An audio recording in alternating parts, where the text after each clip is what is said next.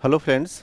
आज हम लोग डिस्कस करने वाले हैं क्लास 9th एनसीईआरटी का सेकंड टॉपिक। और ये टॉपिक है भारत का भौतिक स्वरूप। मैं पहले इसको यहाँ पे लिख देता हूँ और इसी को आज हम लोग समझेंगे। भारत का भौतिक स्वरूप। जितने भी देश होते हैं उन सभी देशों का अपना एक विशेष कैरेक्टर होता है, स्वरूप होता है। और उसमें जब हम भौतिक स्वरूप की बात करते हैं, फिजिकल कैरेक्टर की बात करते हैं, तो फिजिकल कैरेक्टर में वो चीज़ें आती हैं जो स्थल से संबंधित होते हैं। यानी स्थल की कुछ विशेषता होगी। स्थल किससे मिलके बना हुआ है? स्थल विभिन्न प्रकार के शैलों से मिलके बना हुआ होता है और इन शैलों की अपनी एक प्रकृति होती है। साथ ही साथ स्थल में उच्चावच होता है, रिलीफ होता है। यानी एक क्षैतिज दूरी के सापेक्ष उसमें ऊर्ध्वाधर रूप में भी कुछ उतार चढ़ाव होता है। तो ये जो हॉरिजॉन्टल डिस्टेंस के पर्सपेक्टिव यानी क्षैतिज दूरी के सापेक्ष जो भी उतार चढ़ाव होता है, यानी वर्टिकल जो इरेगुलरिटीज़ होती हैं, असमानताएं होती हैं, इन्हीं को सम्मिलित रूप में हम लोग उच्चावच कहते हैं। इसके लिए एक टर्म है और वो टर्म क्या है? ये टर्म है, इंग्लिश में इसको बोलते हैं रिलीफ। रिलीफ यानी हिंदी में क्या हो गया? उच्चावच। उच्चावच और इंग्लिश में क्या होगा? रिलीफ। यही रिलीफ इस पूरे भारत के भौतिक स्वरूप या कोई भी देश होगा जिसके भौतिक स्वरूप की चर्चा हम लोग करेंगे या कहीं भी कोई किया जाता है तो इसी रिलीफ को ही आधार बनाया जाता है। लेकिन इस रिलीफ में जब हम भारत के भौतिक स्वरूप की चर्चा करेंगे तो केवल रिलीफ की बात नहीं होगी, यानी ऊंचावच की बात नहीं होगी कि प्लेन है, समतल है, कि या उसमें उतार चढ़ाव है। ये केवल इसी की चर्चा नहीं होगी, इसमें शैलों की प्रकृति की भी चर्चा होती है। यानी जिससे रिलीफ बनता है उसका बेसिक कैरेक्टर कैसा है, शैलों की बनावट कैसी है, तो ये भी इसमें समाहित हो जाता है। इसलिए अब आप समझ गए होंगे कि जो हम लोग का टॉपिक है भारत का भौतिक स्वरूप, तो इस भौतिक स्वरूप में संपूर्ण भारत जिस प्रकार के शैलों से मिलके बना है और बनने के बाद जिस प्रकार की उच्चावच की उसकी प्रकृति बनी है, वो दोनों ही चीज़ें, ये दोनों ही चीज़ें, दोनों ही विशेषताएं एक साथ इस भारत के भौतिक स्वरूप के अंतर्गत हम लोग समझने की कोशिश करेंगे। अब यहाँ आगे हम लोग बढ़ें कि क्या है भारत का भौतिक स्वरूप, उससे पहले ये जानना जरूरी हो जाता है कि हम क्यों पढ़ें। भारत का भौतिक स्वरूप हमें जानना क्यों चाहिए, क्यों आपके सिलेबस में ये रखा है। जब इसकी बात हम करेंगे तो पता चलेगा कि कोई भी देश हो उसके भौतिक स्वरूप का उसके भविष्य के विकास पर बहुत बड़ा प्रभाव पड़ता है। यानी पूरा उसका फ्यूचर कैसा होगा, किसी भी रूप में उसके फ्यूचर, यानी किसी भी रूप में उस देश की भावी जो विशेषताएं हो सकती हैं वो हो सकती हैं, किसी भी रूप में हो सकती हैं। तो हम यहाँ अभी रूपों की बात नहीं कर रहे हैं, हम ये बता रहे हैं कि जो भी उसका फ्यूचर होगा वो फ्यूचर कैसा होगा, उस पर बहुत बड़ा प्रभाव यानी एक तरह से नियंत्रण होता है भारत। जैसे यहाँ पर भौतिक स्वरूप की बात करें तो भौतिक स्वरूप का, यानी भारत के भौतिक स्वरूप पर या भारत के भौतिक स्वरूप का इसके फ्यूचर में या जो आगे की तरफ इसका विकास की जो संभावनाएं हैं, उस संपूर्ण संभावनाओं पर इस भौतिक स्वरूप का नियंत्रण होता है। यानी यही इकोनॉमिक पोटेंशियल देता है, यानी आर्थिक संभाव्यता भी इसी से मिलती है। जनसांख्यिकीय स्वरूप को भी यही निर्धारित करता है। कोई देश आर्थिक रूप से कितना सशक्त होगा, किस प्रकार की उसकी आर्थिक विशेषताएं होंगी, ये सारी चीज़ें इसी से निर्धारित होती है। इसीलिए यहाँ पर भौतिक स्वरूप को समझना बहुत ही महत्वपूर्ण हो जाता है, क्योंकि अगर हम लोग बहुत अच्छी तरह से इसके स्वरूप को समझ लिए तो इस पर आधारित आगे जो भी पक्ष हम लोग को विश्लेषण करने को मिलेगा, चाहे इसी क्लास में मिले या आगे की क्लासेज में मिले, या जब हम सिविल सर्विसेज की तैयारी करेंगे या सिविल सर्विसेज के लिए जब हम पढ़ेंगे, तो वहाँ हमें तैयारी करते समय ये सब सारे पक्ष हमारे सामने आए तो हम बड़ी आसानी से, सहजता से इन सारे पक्षों को समझ जाएंगे। तो आइए, अब हमने आपको बता दिया कि भारत का भौतिक स्वरूप में किन बातों का अध्ययन किया जाना है, और ये भी बता दिया कि ये क्यों किया जाना है, इसका महत्व क्या है। दोनों बातें हम लोग समझ लिया। अब यहाँ पर हम लोग समझते हैं कि जिसको हमने कहा कि उच्चावच, और दूसरी बात हमने कही, ये तो उच्चावच की एक बात हो गई, और दूसरी हमने बात कही कि जिससे ये उच्चावच बनेगा, यानी शैलों की प्रकृति। तो यहाँ पर शैलों की प्रकृति इन दोनों ही आधारों पर, यानी दोनों ही संयुक्त आधार बनेंगे। इसके आधार पर ये भारत का भौतिक स्वरूप कैसा बना हुआ है। तो हम सबसे पहले ऐसा करते हैं ना कि यहाँ पे पूरे भारत का एक स्केच पहले बनाएंगे और उसके हिसाब से हम लोग समझने की कोशिश करेंगे। तो आइए हम लोग एक स्केच पहले बनाते हैं, ठीक है। स्केच हम इसलिए बोलते हैं कि आप उसको मानचित्र नहीं कह सकते, क्योंकि हम किसी स्केल पर नहीं बना रहे हैं, हम उसको एक रफ वर्क के रूप में यहाँ पर बनाने की कोशिश कर रहे हैं, इसीलिए इसको हम लोग स्केच बोलते हैं। छोटी छोटी चीज़ें हम लोग को अभी सीखते चलना है, ठीक है। तो ये हमारा भारत का एक स्केच बन रहा है। इस स्केच में हम लोग जितने भी या जिस प्रकार का उसका स्वरूप है, उस स्वरूप को हम लोग बनाने की कोशिश करेंगे। आप इसको खूब अच्छी तरह से प्रैक्टिस करते रहिएगा, धीरे धीरे ये प्रैक्टिस के थ्रू हो जाता है। ऐसा कुछ इसमें नहीं है जो किया नहीं जा सकता, क्योंकि आगे जब आप सिविल सर्विसेज में आएंगे तो ये जितना बेहतर बनाएंगे और जितना ज़्यादा इसका एप्लीकेशन करेंगे, उसी पर निर्भर करता है कि आप मार्क्स कितना पाएंगे, है ना। तो ये बहुत कुछ उस पर निर्भर करता है, इसलिए इस स्केच को बनाने की प्रैक्टिस, है ना, होती रहनी चाहिए। अब ये लगभग एक स्केच बन गया आपका, ठीक है। इसमें कुछ नहीं करना है। अब ये ले आकर इसको यहाँ चिल्का लेक हो जाएगा, ये मिला दीजिए, और यहाँ कुछ छोटे छोटे द्वीप्स हैं, तो इन द्वीप समूहों को आपने यहाँ कर दिया। तो ये लगभग हमने श्रीलंका नहीं बनाया है यहाँ पे। हम चलिए एक छोटा सा यहाँ, इससे ये साबित, मतलब ये लगे कि नीचे इसका विस्तार इधर की तरफ भी है।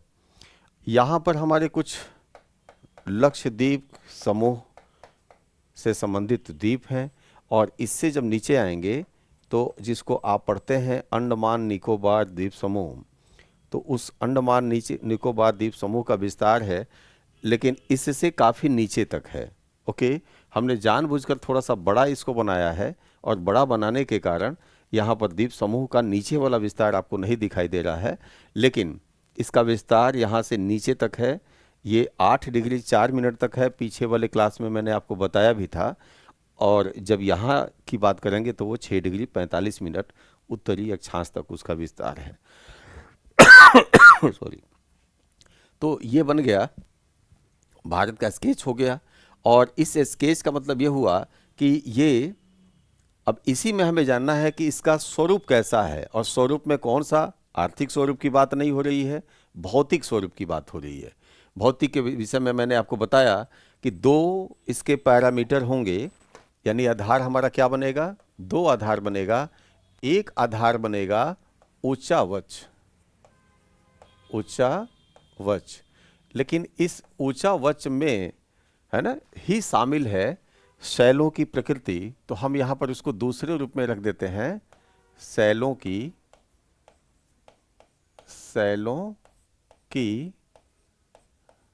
प्रकृति। अब यहाँ पहले दोनों बातों को फिर से हम आपको क्लियर कर दें, समझ जाएं, क्योंकि यही बेस हमारा है। इन्हीं एलिमेंट्स के थ्रू, इनको एलिमेंट्स बोलते हैं, कंपोनेंट्स बोलते हैं, तो इन्हीं के थ्रू हमें ये पूरा विश्लेषण इसका करना है। तो उच्चावच का मतलब ये हुआ, मैंने क्या बताया कि जैसे हम ये चल रहे हैं, ये वाला जो लाइन होगा ये इसको क्या बोलते हैं, हॉरिजॉन्टल लाइन, यानी क्षैतिज अक्ष हमारा हो गया, क्षैतिज रेखा हो गई। और इस पर अगर हम ऐसा चलते समय हम इस तरह से अगर हम कुछ कर रहे हैं, ऐसा हम जा रहे हैं, ऊपर जा रहे हैं, नीचे जा रहे हैं, तो ये क्या कहलाता है, ये कहलाता है ऊर्ध्वाधर, यानी वर्टिकल लाइन हमारी हो गई। यानी ये जो एक्सिस हो गया, ये एक्सिस हॉरिजॉन्टल एक्सिस हो गया, और जो ये एक्सिस होगा ये वर्टिकल एक्सिस होगा। तो हम उच्चावच में क्या करते हैं, उच्चावच में देखते हैं कि हॉरिजॉन्टल एक्सिस पर जब हम डिस्टेंस यानी दूरी, एक निश्चित दूरी तय करते हैं, तो इस निश्चित दूरी को तय करते समय इसमें जो वर्टिकल एक्सिस पर किस प्रकार का परिवर्तन आ रहा है, जैसे यहाँ से यहाँ तक आपने देखा कि कोई ज़्यादा परिवर्तन नहीं आ रहा है, तो इसको कहा जाता है समतल। ओके, यानी ये प्लेन हो गया, समतल हो गया। लेकिन यहाँ पर आप देख रहे हैं कि एक बार परिवर्तन काफ़ी आ रहा है, ऊपर जा रहा है, नीचे आ रहा है, ऊपर जा रहा है, नीचे आ रहा है, तो ये क्या हो गया, यानी सबसे ज़्यादा रिलीफ में विविधता, रिलीफ सबसे ज़्यादा विविधतापूर्ण डाइवर्स रिलीफ कहाँ मिल रहा है, यहाँ मिल रहा है कि यहाँ मिल रहा है। निश्चित रूप से आपका उत्तर यहाँ होगा, क्योंकि यहाँ बार बार परिवर्तित हो रहा है। ओके, तो ये स्वरूप अलग हो गया, ये स्वरूप अलग हो गया, दोनों भिन्न स्वरूप हो गए। तो इसी प्रकार अब आप जो ये देख रहे हैं, तो हम इसी प्रकार से रिलीफ को समझ सकते हैं। लेकिन ये जिनसे मिलके बना है ना, वो क्या है, वो तो सेल है ना, वो यहाँ पर क्या है, ये तो चट्टानें होंगी। और चट्टानें होंगी तो पहले हम लोग जाने कि हम रॉक्स बोलते किसको हैं। आपने पढ़ा भी है, इसके पहले वाले क्लास में पढ़ा होगा कि जब हम चट्टान बोलते हैं, चट्टान यानी इसी को हम इंग्लिश में क्या बोलते हैं, रॉक्स बोल देते हैं, रॉक्स बोल देते हैं। तो चट्टान का मतलब क्या हुआ, चट्टान का मतलब हमेशा ये ध्यान में रखिएगा कि जो भी हमारे मिनरल्स हैं, जो भी हमारे खनिज हैं, उन्हीं खनिजों का एक जो फिजिकल फॉर्म में, यानी खनिजों का एक ठोस रूप में जो स्वरूप होगा, उसी को हम क्या बोलेंगे, यहाँ पर खनिजों से मिलके जो बनता है उसी को हम बोलते हैं सेल। ये सेल बोलेंगे या चट्टान बोलेंगे या रॉक्स बोलेंगे, ये कैसे हो सकते हैं, असंगठित रूप में भी हो सकता है। जैसे बालू हो गया, तो बालू क्या है, सैंड क्या है, असंगठित, ठीक है ना, ये असंगठित रूप हो गया। लेकिन यही सारे संगठित रूप में हो जाए, किसी पत्थर की तरह हो जाए, तो ये संगठित स्वरूप हो गया। तो दो स्वरूप हो गए ना, एक हो गया असंगठित जैसे बालू यानी सैंड, और एक हो गया ये संगठित रूप जैसे स्टोन हो गया, यानी इसको आप पत्थर बोल सकते हैं। लेकिन दोनों ही क्या है, ये दोनों ही शैल है। किनसे मिलके बने हैं, तो दोनों ही मिलके किससे बने हैं, तो ये खनिज से मिलके बने हैं।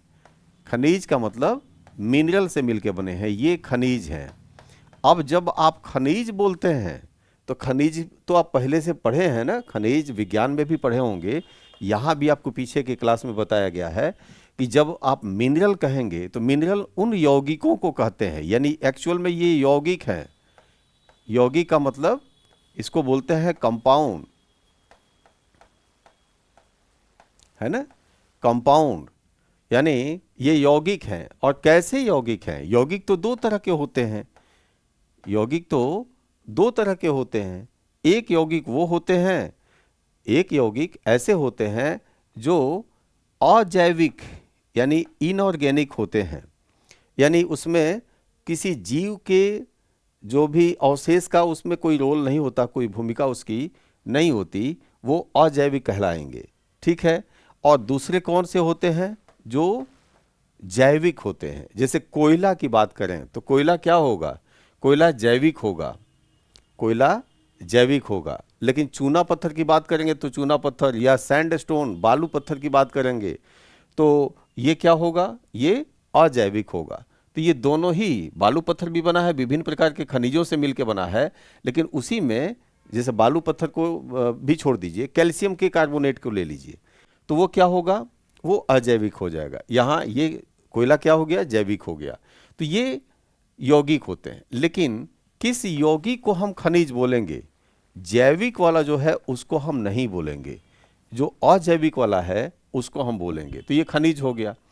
जब रॉक की बनने की बात आती है तो रॉक में खनिजों से तो ये बन ही सकता है, लेकिन जो जैविक है, इन जैविक जो कंपाउंड है, यौगिक हैं, इनसे भी मिलके ये चट्टान बन सकता है। यानी जब चट्टान की बात आती है तो कोई कंडीशन नहीं रहेगा कि अजैविक होगा कि जैविक होगा, लेकिन जब खनिज की बात आएगी तब कंडीशन होगा कि उसे अनिवार्य रूप से अजैविक होना ही चाहिए। तो अब आपने समझ लिया मैंने क्या बताया कि चट्टान से मिलके ये हमारा धरातल बना है, ये हमारा सरफेस बना है चट्टान। और ये चट्टान का जो मूल है वो खनिज से भी हो सकता है और जैविक यौगिकों से भी ये प्राप्त हो सकता है। और दूसरी बात, ये चट्टानें हमारे असंगठित भी हो सकते हैं बालू की तरह, और दूसरा ये संगठित भी हो सकते हैं किसी पत्थर की तरह। तो ये दोनों ही स्थितियां यहाँ पर हो सकती हैं। यहाँ पर आप देख रहे हैं कि रॉक के पार्टिकल्स हैं, यानी जो सेल है उन सेलों के कण हैं, और यहाँ पर क्या है, सेलों के कण नहीं है, क्योंकि सब एक दूसरे से क्या है, ये बंधे हुए हैं। तो ये यही है यहाँ पर, ये पूरे बनावट में इसी का विस्तार है, इन्हीं शैलों का विस्तार है।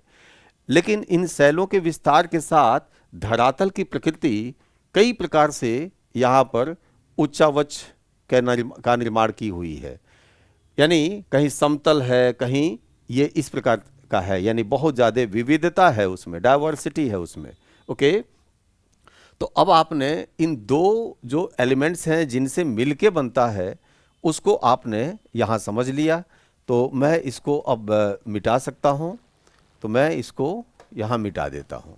ओके, ये हमने इसको मिटा दिया क्योंकि इसको आपने समझ लिया।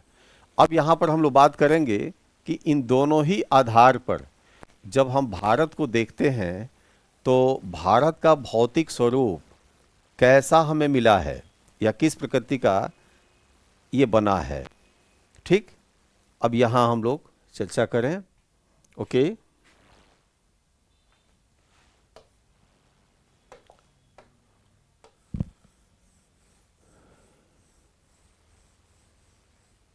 ये हमने इसको मिटा दिया। ठीक है, इस लाइन को हम सही कर लें, ये लाइन। ओके, ठीक है, ये जो हो जाएगी ऐसे। अब आइए, जब हम यहाँ देखते हैं तो पता चलता है कि ये संपूर्ण भारत कई प्रकार के उच्चावच विविधताओं से युक्त है, कई प्रकार से। यानी इसमें बहुत सारी विविधता है, कहीं शैलों की प्रकृति को लेकर है और कहीं उसके इस धरातल के स्वरूप को लेकर है। ओके, और इसके आधार पर इस संपूर्ण भारत को कई प्रकार से बांटा जाता है। तो कई प्रकार से आपकी पुस्तक में बांटा भी गया है। यहाँ पे उच्चावच को आधार बनाया गया है।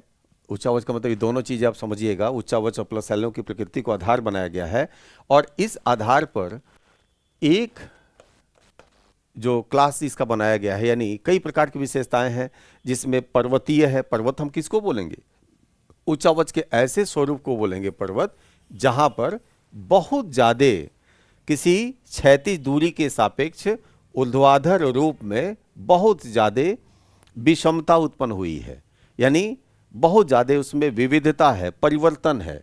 तो ऐसे स्वरूप को, उच्चावच का ऐसे स्वरूप होगा तो उसको हम क्या बोलते हैं, माउंटेनस बोलते हैं, पर्वतीय बोलते हैं।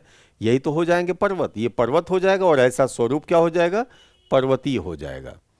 तो एक तो ये आपको समझ में आ रहा है कि ऐसा स्वरूप हमारे पास बना है, लेकिन केवल ऐसा ही नहीं बना है, यहाँ पर दूसरा स्वरूप भी बना हुआ है। दूसरा स्वरूप कैसा बना हुआ है, दूसरा बना है कि जहाँ किसी प्रकार का, जैसे क्षैतिज दूरी के सापेक्ष हम जब चलेंगे तो क्षैतिज दूरी के सापेक्ष किसी प्रकार का ऊर्ध्वाधर इसमें विषमता नहीं उत्पन्न हुआ है, और उसको हम क्या बोलेंगे, तो उसको तो पर्वतीय बोल रहे थे, इसको हम क्या बोलेंगे, तो ये हो जाएगा मैदानी, यानी ये प्लेन हो गया।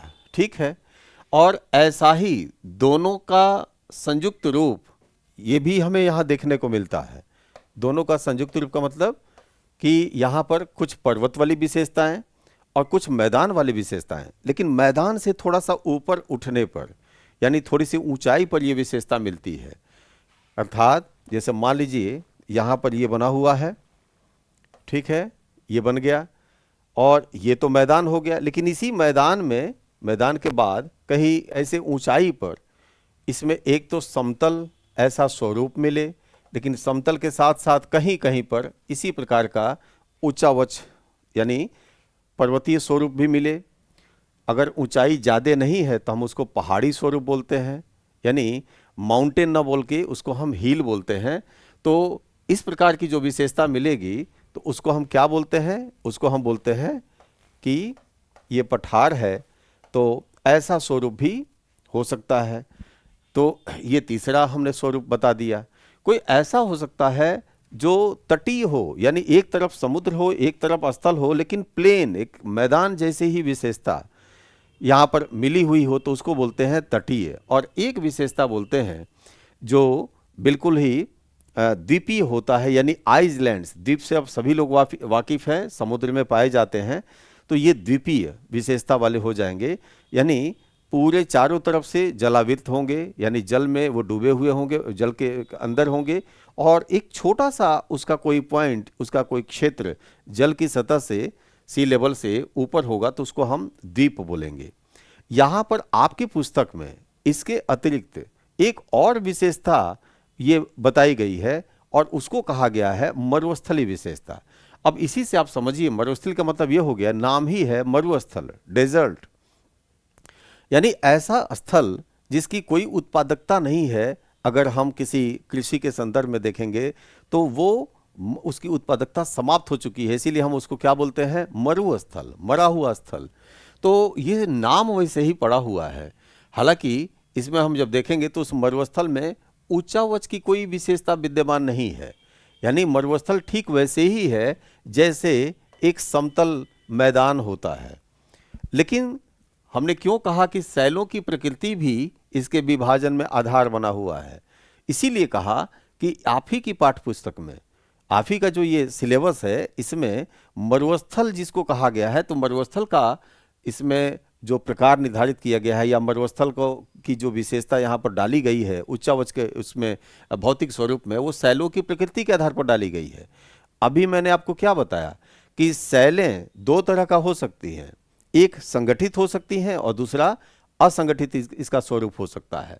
तो जब हम मरुस्थल की बात करेंगे तो मरुस्थल में शैलें कैसी हैं, मरुस्थल की शैलें यहाँ पर लूज पार्टिकल्स हैं, यानी असंगठित स्वरूप यहाँ पर पाया जाता है।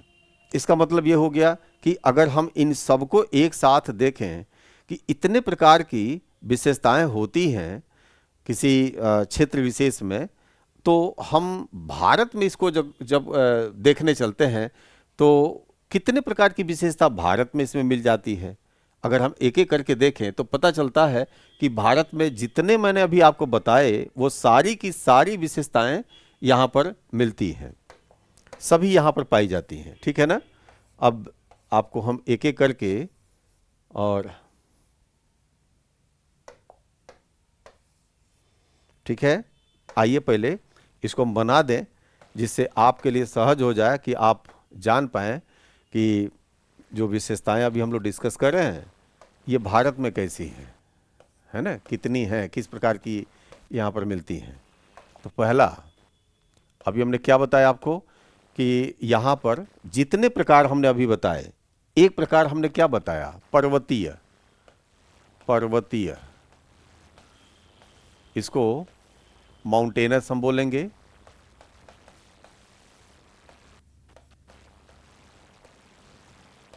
यानी माउंटेन रीजन पर्वतीय प्रकार हो जाएगा। दूसरा हमने क्या बताया, मैदानी, मैदानी किसको कहा, जो प्लेन सरफेस होगा, समतल धरातल होगा, उसको हम कहेंगे मैदानी, यानी ये प्लेन हो गया, ठीक। तीसरा हमने क्या बताया, तीसरा कहा पठारी, पठारी का मतलब उसको बोलते हैं प्लेटो, तो ये प्लेटो हो गया, यानी प्लेटस कैरेक्टर हो जाएगा इसका, पठारी स्वरूप हो जाएगा। तो ये देखेंगे। चौथा, अभी यहाँ पर हम लोग देखेंगे कि कौन कौन से और कितने विशेषता यहाँ पर मिली हैं। चौथा हमने क्या बताया, तटीय, तटीय यानी जिसके एक तरफ स्थल होगा, दूसरे तरफ समुद्र होगा, लेकिन उसकी बनावट कैसी होगी, प्लेन जैसी ही होगी। तो इसीलिए हम उसको कोस्टल प्लेन की संज्ञा देते हैं, यानी उसको हम बोलते हैं कोस्टल प्लेन। तो ये तटीय, और तटीय में हम जोड़ ही दें तटीय मैदान, तटीय मैदान। एक और मैंने बताया आपको कि यहाँ पर शैलों की प्रकृति के आधार पर उसका निर्माण हुआ है, और वो कौन सा है, तो जब हम यहाँ देखते हैं तो वो है मरुस्थल। हालांकि आप जब देखेंगे, आगे चल के जब पढ़ेंगे, तो मरुस्थल इसी मैदानी स्वरूप की ही एक विशेषता होगी, लेकिन यहाँ पर अलग से आपके पाठ्यपुस्तक में दिया हुआ है, तो इसीलिए इसको यहाँ पर समझे रहिए, डेजर्ट। ओके। और एक लास्ट यानी छठा, जो मैंने बताया कि छठा स्वरूप भौतिक स्वरूप में कौन सा होता है, तो छठा होता है जिसको हम बोलते हैं द्वीपीय। द्वीपीय, द्वीपीय का मतलब आइसलैंडिक, है ना।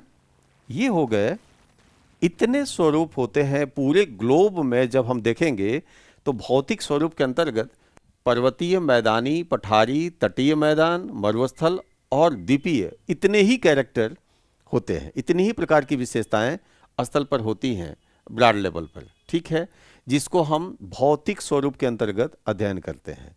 अब हम भारत को यहाँ पर बनाए हुए हैं। मैंने आपसे क्या बताया कि भारत में हम लोग जानेंगे, देखेंगे कि भारत में इनमें से कितनी पाई जाती है, कैसी पाई जाती है, ठीक है ना। और फिर जो पाई जाती है उसका भारत के ऊपर प्रभाव कैसा होता है, यानी देश को जो पोटेंशियल मिला है, जो संभावनाएं मिली हैं, उन संभावनाओं को देने में इनकी क्या भूमिका है। तो एक एक करके हम चलते हैं। हम पहले आते हैं माउंटेनस रीजन। मैंने आपको बताया कि उच्चावच के आधार पर इसका निर्माण हुआ है, और माउंटेनस रीजन में मैंने आपको क्या बताया, क्या सिखाया। माउंटेनस रीजन में बताया कि अगर ये प्लेन सरफेस है, ये प्लेन सरफेस है, तो माउंटेनस रीजन में हम उनको माउंटेन बोलेंगे जिसमें इस प्लेन के, ये जैसे प्लेन सरफेस हो गया, तो इस प्लेन सरफेस की विशेषता नहीं होगी, बल्कि उसमें ऊर्ध्वाधर रूप में क्या होगी, ऊर्ध्वाधर रूप में विविधता होगी।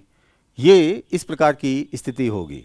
अगर इस तरह से हम देखें तो भारत में ये विशेषता पाई जाती है। कहाँ पाई जाती है, तो भारत के ये संपूर्ण उत्तरी भाग, ये हमेशा मैप में जाने रहिएगा, ये होता है नॉर्थ, और यदि ये उत्तर हुआ तो ये हो जाएगा दक्षिण, ये हो जाएगा पूरब की तरफ, और ये हो जाएगा पश्चिम। तो भारत के उत्तरी भाग में पश्चिम से लेकर और सुदूर पूर्व तक ये पूरा का पूरा जो क्षेत्र है, उसमें ऐसी ही विशेषता पाई जाती है, यानी पर्वतीय विशेषता पाई जाती है। और इस पर्वतीय विशेषता वाले क्षेत्र का एक नाम भी यहाँ पर दिया हुआ है, और नाम क्या दिया हुआ है, हिमालय, ठीक है। तो यहाँ पर हिमालय पर्वत के रूप में जो प्रकृति पाई जाती है, जो भौतिक स्वरूप यहाँ पर स्थित है, वो इस विशेषता को कवर करता है, यानी पर्वतीय विशेषता को कवर करता है, और भारत में पर्वतीय विशेषता यहाँ पर है। ओके। तो यहाँ पे हम इस पर्वतीय विशेषता के लिए यहाँ पर बना लेते हैं कि यहाँ पर ये मौजूद है। अब मौजूद है तो ये भारत की पर्वतीय विशेषता से संबंधित ये चीज़ें हो गई, है ना।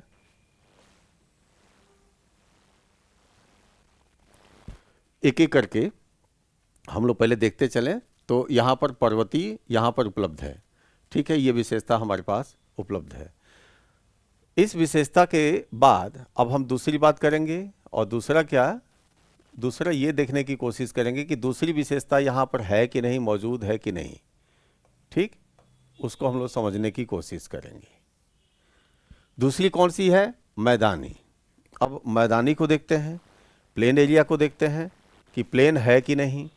तो प्लेन हम किसको बोलते हैं, प्लेन हमने क्या बताया, यहाँ आ जाइए फिर से, जिसको हम लोग अभी बोल रहे थे कि ये पर्वतीय हो जाएगा। इस पर्वतीय से प्लेन कैसे भिन्न हो जाएगा, क्योंकि उसमें उच्चावच में विविधता नहीं होगी, क्या होगा, उसकी विशेषता कैसी होगी, तो सीधा समतल होगा, सीधा समतल होगा।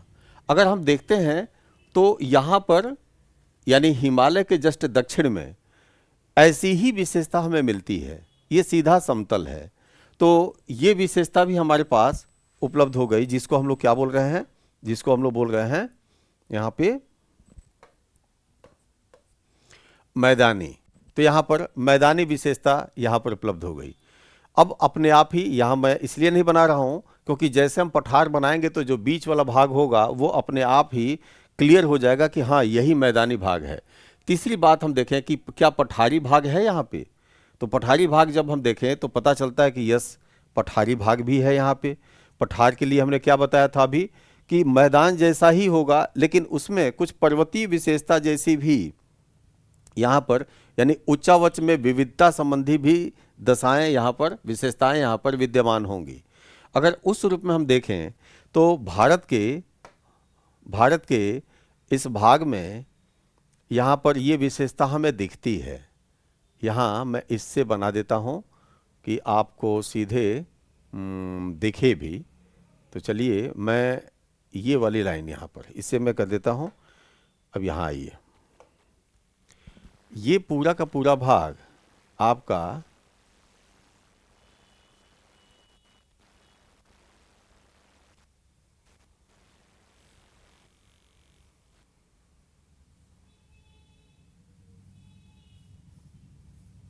ठीक यहाँ पे ये भी आ गया, ठीक है।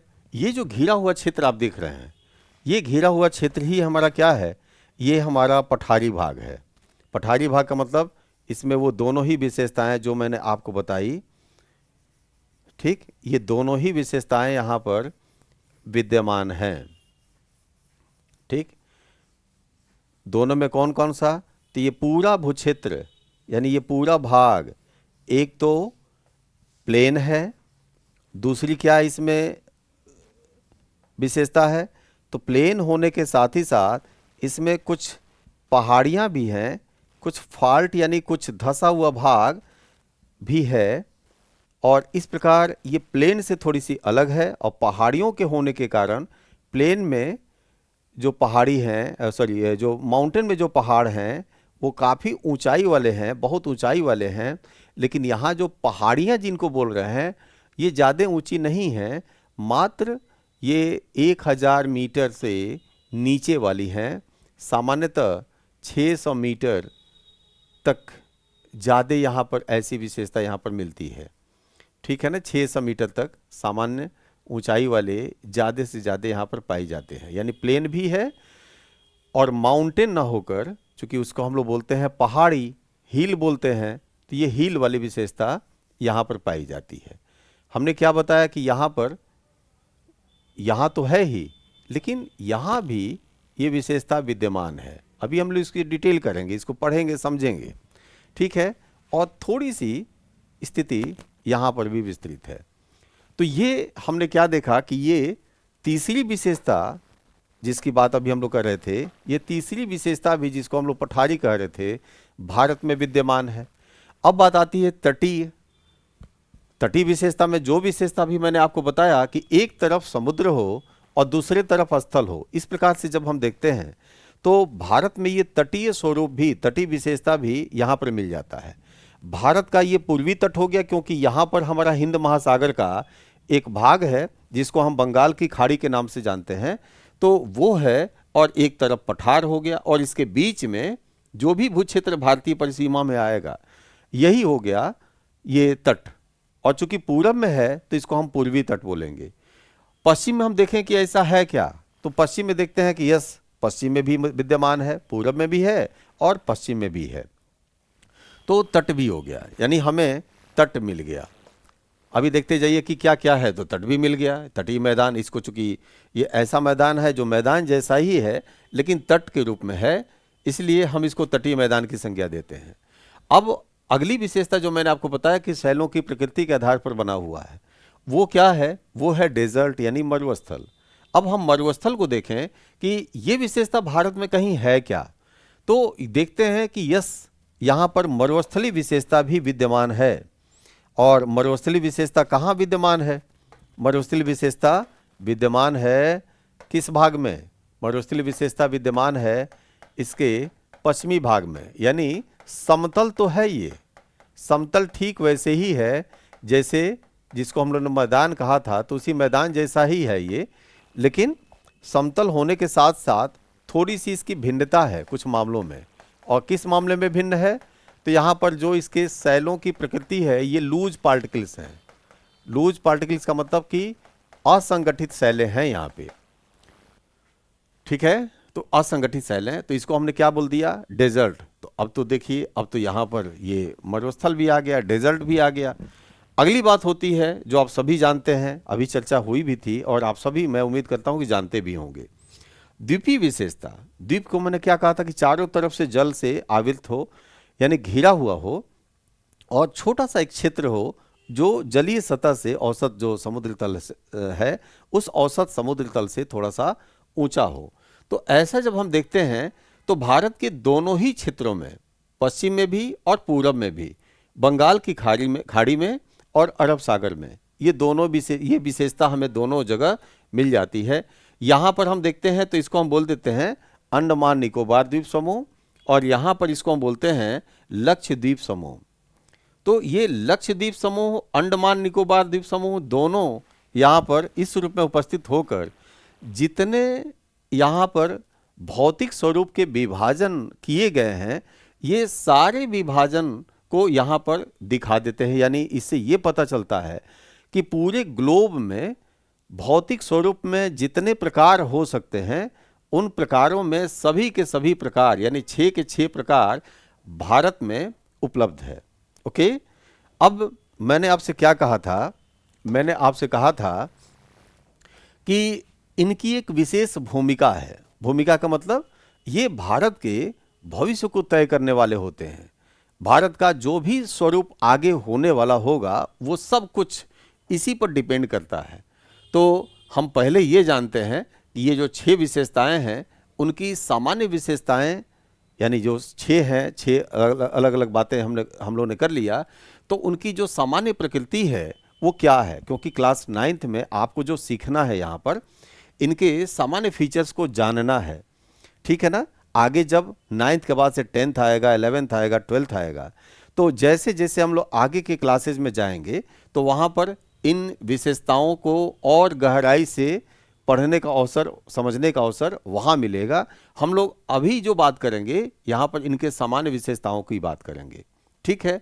तो एक एक करके हम लोग शुरू करते हैं। सबसे पहले हम लोग शुरू करेंगे पर्वतीय विशेषता को।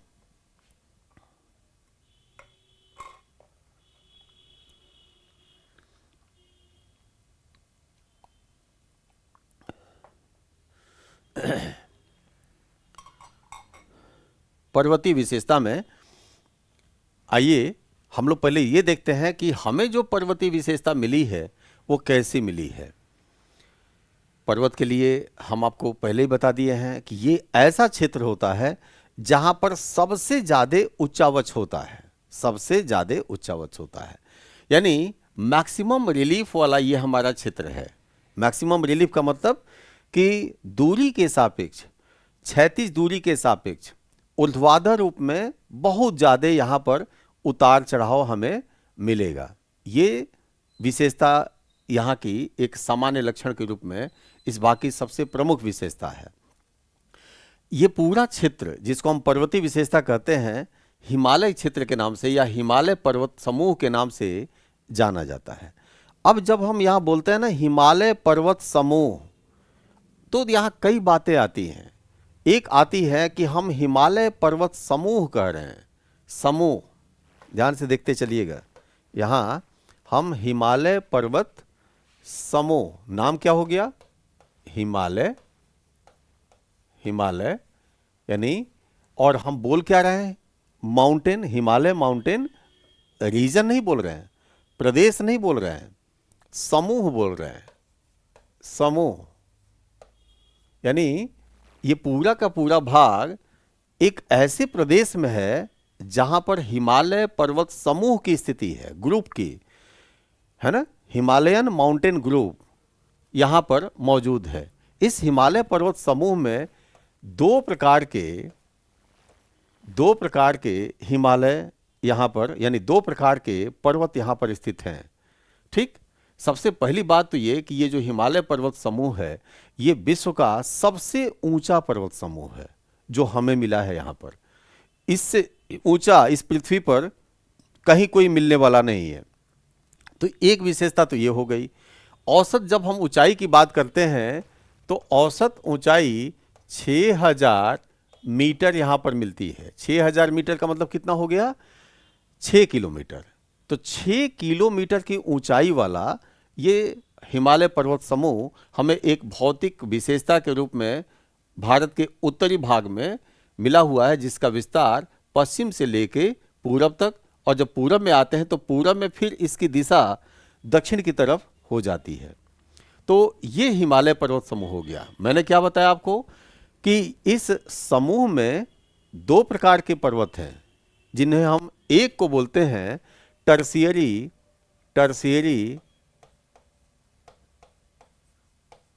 पर्वत समूह, पर्वत यानी टर्शियरी माउंटेन कहते हैं, टर्शियरी पर्वत कहेंगे। और दूसरे को क्या बोलते हैं? ट्रांस बोलते हैं। क्या बोलेंगे? ट्रांस। तो टर्शियरी और ट्रांस, ये दो पर्वत यहाँ पे, या दो प्रकार की दो टर्शियरी और ट्रांस वाली श्रृंखलाएं यहाँ पर इस पूरे प्रदेश में स्थित हैं, और दोनों को ज्वाइंट करते हैं, तब हम इसको बोलते हैं पर्वत समूह। तो ये हो गया हमारा हिमालय पर्वत समूह, जो विश्व में सबसे ऊंचा है। अब जब हम टर्शियरी की बात करते हैं तो टर्शियरी में यहाँ पर 3 श्रृंखलाएं स्थित हैं। एक को हम बोलते हैं हिमाद्री श्रृंखला, यानी इसी को हम ग्रेटर हिमालय या इसी को हम महान हिमालय के नाम से भी इसको हम जानते हैं। तो एक तो ये हो गया महान हिमालय,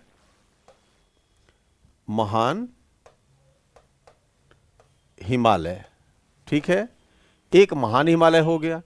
दूसरे को हम यहाँ पे मध्य हिमालय के नाम से जानते हैं, और तीसरे को हम आउटर हिमालय, बाह्य हिमालय या शिवालिक हिमालय के नाम से जानते हैं। बाह्य हिमालय या शिवालिक के नाम से इनको हम जानते हैं। शिवालिक, इसी को बाह्य हिमालय भी कहा जाता है। तो महान हिमालय, मध्य हिमालय और शिवालिक हिमालय, ये टर्शियरी में यहाँ पर 3। अभी इनकी स्थिति को समझेंगे हम लोग, ठीक है ना। और जिसको हम ट्रांस हिमालय कहते हैं, तो ट्रांस हिमालय हम उस भाग को कहते हैं जो इस टर्शियरी हिमालय से उत्तर है, तो उसको हम ट्रांस हिमालय कहते हैं। और इस ट्रांस हिमालय में भी, जैसे टर्शियरी में मैंने आपको बताया कि टर्शियरी में 3 ऐसे इसके स्वरूप यहाँ पर विद्यमान हैं। उसी तरह से जब हम ट्रांस हिमालय की बात करते हैं तो ट्रांस हिमालय में हमें यहाँ पर मिलता है काराकोरम,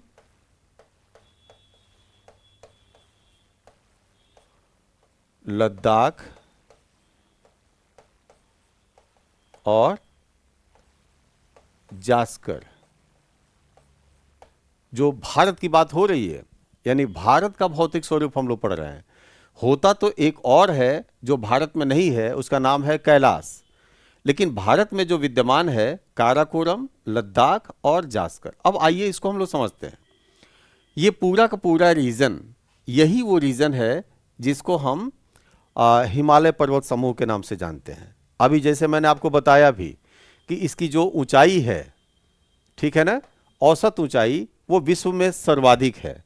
6000 मीटर इसकी औसत ऊंचाई है। इसमें 2 भाग हमने कर दिया, एक कर दिया टर्शियरी और दूसरा कर दिया ट्रांस हिमालय। ये पूरा का पूरा हिमालय यहाँ पर विश्व के सबसे विविधता युक्त, ऊंचावच की दृष्टि से विविधता युक्त और सबसे ज़्यादा ऊंचाई वाले एक पर्वतीय प्रदेश के रूप में भारत की विशेषता का निर्माण करता है। ये पूरी की पूरी विशेषता, इसमें ऊंचाई बहुत अधिक है, इसीलिए इस पूरे प्रदेश का, यानी पर्वतीय प्रदेश का कुछ भाग ज़्यादा ऊंचा होने के कारण 0 डिग्री तापमान से सदैव नीचे रहता है, यानी उसका जो तापमान है वो कितना होता है, तो 0 डिग्री तापमान से काफ़ी नीचे रहता है, माइनस में होता है। और यही कारण है कि उन भागों पर अस्थायी रूप से ग्लेशियर्स पाए जाते हैं, और ये जो ग्लेशियर्स हैं उन ग्लेशियर्स से ही नदियों का उद्गम होता है। तो इसलिए ये सोर्स रीजन बन जाते हैं, या ये पूरा का पूरा प्रदेश नदियों के लिए स्रोत प्रदेश बन जाता है। और विशेष रूप से जो उनके ग्लेशियर्स हैं, उन ग्लेशियर्स के थ्रू ही, यानी उन्हीं के द्वारा ही वहाँ से नदियों का उद्गम होता है। जो भारत की सबसे बड़ी नदी है, जिसको हम गंगा नदी के नाम से जानते हैं, और उसकी सबसे बड़ी सहायक के रूप में जिसको हम यमुना नदी के नाम से जानते हैं, तो दोनों के ही स्रोत ग्लेशियर्स हैं। और इन ग्लेशियर्स की स्थिति कहाँ है? हिमालय में है। इसका मतलब कि अगर हिमालय नहीं होगा तो ग्लेशियर नहीं होगा, हिमालय इतना ऊंचा नहीं होगा तो ग्लेशियर नहीं होगा, और ग्लेशियर नहीं होंगे तो गंगा या यमुना नहीं होगी, और यदि गंगा और यमुना नहीं होंगी तो फिर जो आगे वाला विशेषता है, मैदानी की भाग की विशेषता है, वो मैदानी भाग की विशेषता भी नहीं होगी। यानी सबका एक दूसरे के साथ एक कनेक्शन है, इनकी एक कनेक्टिविटी बनी रहती है। तो खैर ये विस्तार से तो हम लोग आगे जाके पढ़ेंगे। यहाँ पर इनके सामान्य परिचय के अंतर्गत हम लोग एक एक बात समझते चलें। तो यहाँ हम आते हैं सबसे पहले टर्सीरी हिमालय। और टर्सीरी हिमालय के पहले मैंने क्या बताया कि टर्सीरी से तृतीयक हिमालय के उत्तर में जिसका विस्तार है वही है ट्रांस हिमालय। तो ट्रांस हिमालय में यहाँ हम देख रहे हैं कि विशेषताएं जो विद्यमान हैं ट्रांस हिमालय में, वो कौन सी विशेषताएं विद्यमान है ट्रांस हिमालय में? यहाँ काराकोरम विद्यमान है। काराकोरम, ये जो मैंने आपको लगाया है यही काराकोरम है, ठीक है। काराकोरम श्रृंखला है, ये ट्रांस हिमालय का भाग है। दूसरा क्या बताया कि लद्दाख यहाँ पर मौजूद है, तो ये लद्दाख श्रेणी है, काराकोरम हो गया, लद्दाख हो गया, और तीसरा जास्कर हो गया, ठीक। तो जास्कर श्रृंखला हो गई, ये ट्रांस हिमालय हो गया। यानी ट्रांस हिमालय के 3 हिमालय यहाँ पर मौजूद हैं। आगे जब बढ़ेंगे तो यहाँ पता चलेगा कि एक और होता है, लेकिन वो चीन के तिब्बत वाले भाग में स्थित है, जिसका नाम है कैलाश। और कैलाश नाम से भी क्लियर है कि ये भारत का ही है, लेकिन पहले ये तिब्बत में था, तिब्बत को चीन ने अधिकृत कर लिया, तो अब वर्तमान समय में वो चीन में है। और आपने देखा भी होगा, सुना भी होगा कि अक्सर चर्चा में बना रहता है कि लोग जो यात्रा करते हैं, विशेषकर हिंदू धर्म से जुड़े हुए, जो सनातन से जुड़े हुए लोग हैं, वो कैलाश मानसरोवर की यात्रा करते हैं। तो यही वाला ये कैलाश श्रृंखला है, और यहीं पर स्थित है मानसरोवर लेक, ठीक है। तो कैलाश और मानसरोवर की स्थिति यहाँ पर हो गई, इसी के पास है, तो वही वाला ये कैलाश है। तो भारत में ये नहीं है। भारत में कितने हो गए? काराकोरम, लद्दाख और जास्कर, 3 श्रृंखलाएं भारत में हो गई। अब ये क्लियर हो गया। अब इसमें जब हम बात करेंगे तो यहाँ पर ये जानना होता है कि इस पूरे रेंज में सबसे ऊंची श्रृंखला भारत की, सबसे ऊंची चोटी, चूंकि उसके पॉइंट्स होंगे ना, उसके शिखर होंगे, तो जब हम उसकी बात करते हैं तो पता चलता है कि भारत की सबसे ऊंची चोटी कहाँ है, तो यहीं पर है। और कहाँ है यहाँ पर? तो ये जो काराकोरम हम बोल रहे हैं, उसी काराकोरम की जो चोटी है, जिसका नाम आप माउंट केटू भी बोल देते हैं, उसको गाडविन ऑस्टिन केटू भी उसको कहा जाता है। इसका पुराना नाम, क्योंकि गाडविन ऑस्टिन से आपको लग रहा होगा कि ये गाडविन ऑस्टिन नाम भारत तो नहीं है, जैसे अभी भारतीय नाम तो नहीं है, जैसे अभी आपने देखा ना कि कैलाश में बोल रहा था, तो कैलाश नाम से ही लगता है कि ये भारत का नाम है, क्योंकि कैलाश पर्वत पर शंकर जी का संबंध स्थापित किया जाता है, भगवान शिव का संबंध स्थापित किया जाता है।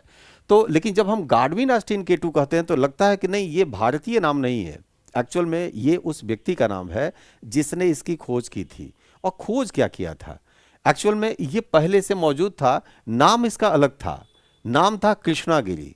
कृष्णागिरी, गिरी मतलब होता है पर्वत, और कृष्णा मतलब आप जानते हैं भगवान कृष्ण का भी नाम है, कृष्ण कलर, ब्लैक कलर को भी बोलते हैं। तो इसका नाम है कृष्णागिरी पुराना नाम, और गाडविन ऑस्टिन K2 या उसी को संक्षिप्त में बोलते हैं माउंट K2। तो ये यहाँ पर मौजूद है और यही है भारत की सबसे ऊंची चोटी। और केवल भारत की हम बात नहीं करेंगे, अगर हम पूरे विश्व की भी बात करेंगे ना, तो माउंट एवरेस्ट के बाद दूसरी जो सबसे ऊंची चोटी है वो कहाँ है, तो यही है। ओके, ये हो गया ट्रांस हिमालय में काराकोरम, और दूसरा मैंने बताया कि ये लद्दाख हो गया और ये जास्कर हो गया।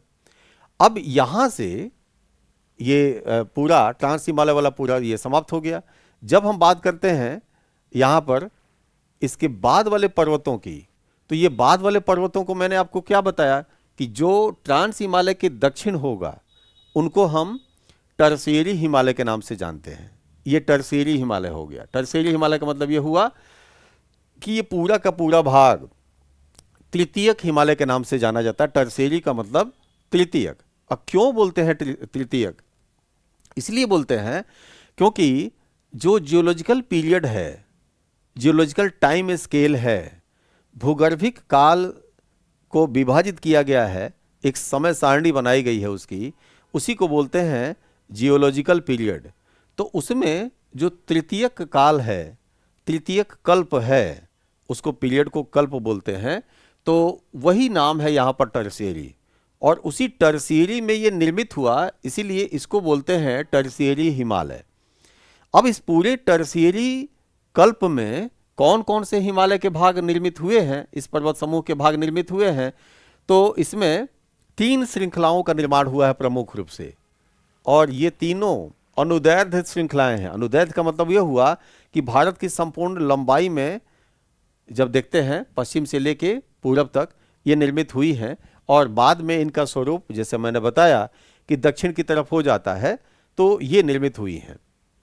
तो ये हो गई सबसे उत्तर में जो स्थित होगा तो वो हो गया महान हिमालय, जिसको हम ग्रेटर हिमालय के नाम से जानते हैं। इसी को हिमाद्री हिमालय कहते हैं। हिमाद्री इसलिए कहते हैं क्योंकि हिम के चादरों से इसका अधिकांश भाग आच्छादित है। वो क्यों?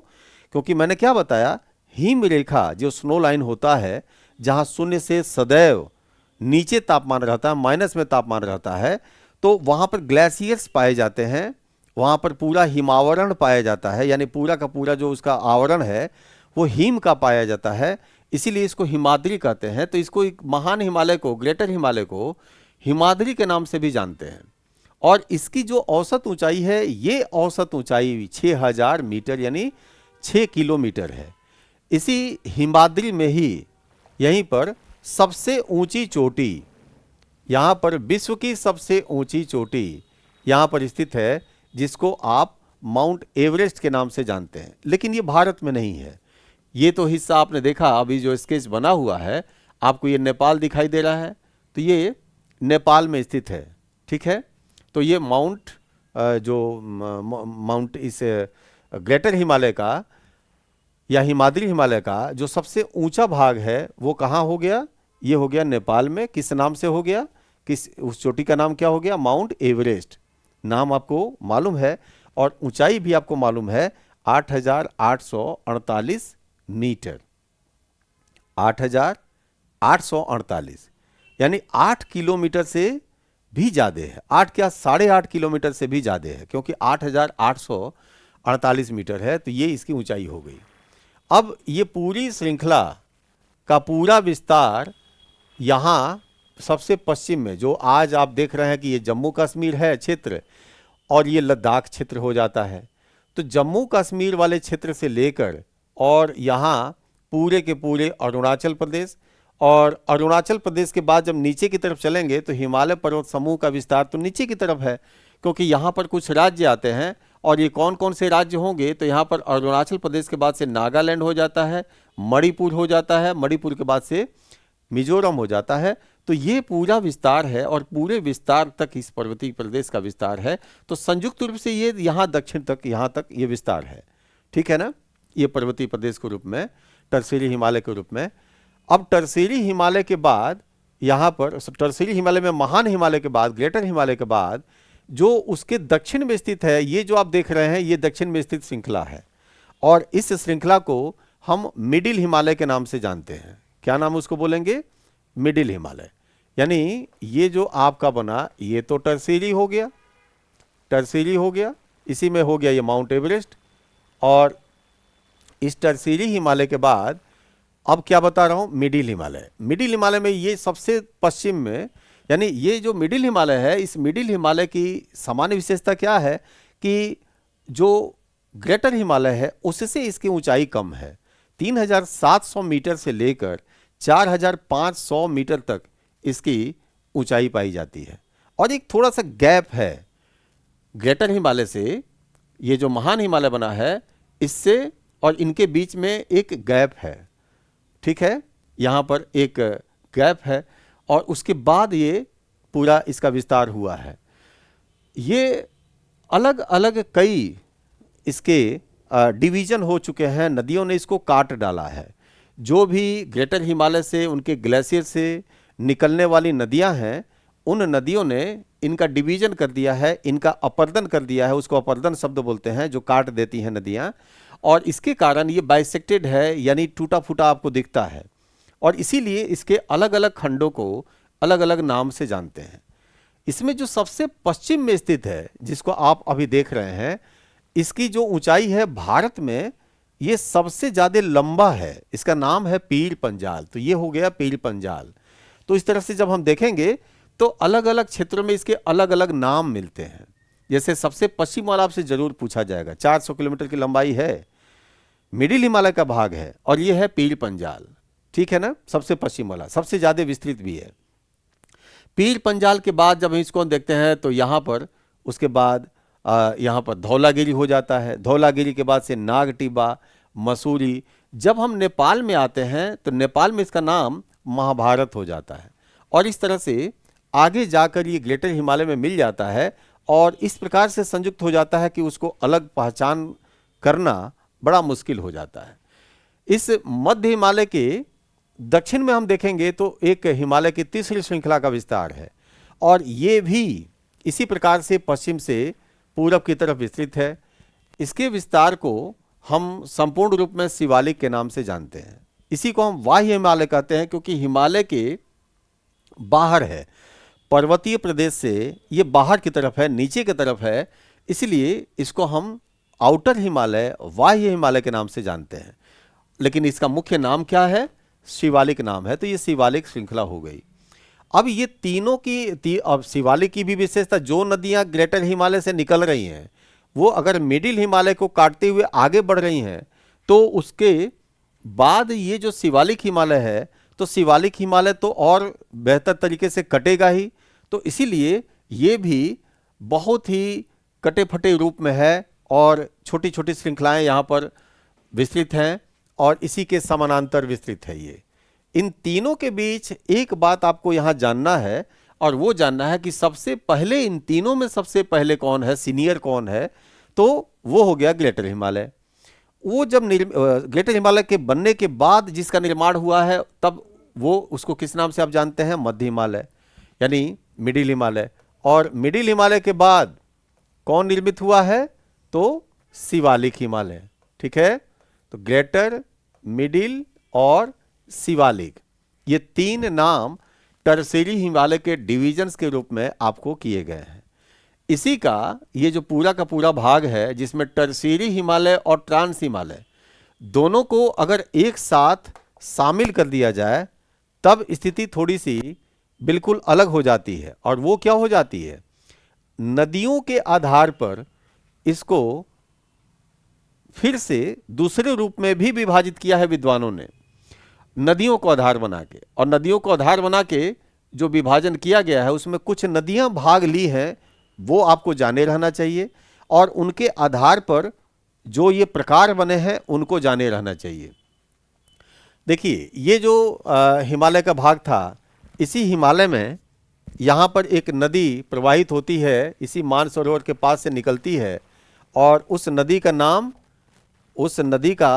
नाम है, क्या नाम है उसका? हो सकता है बहुत सारे लोगों को ध्यान आ जाएगा भी जब मैं बोलूँगा, तो वो कौन सा नाम होगा उसका? यहाँ पर Sindhu, Indus river.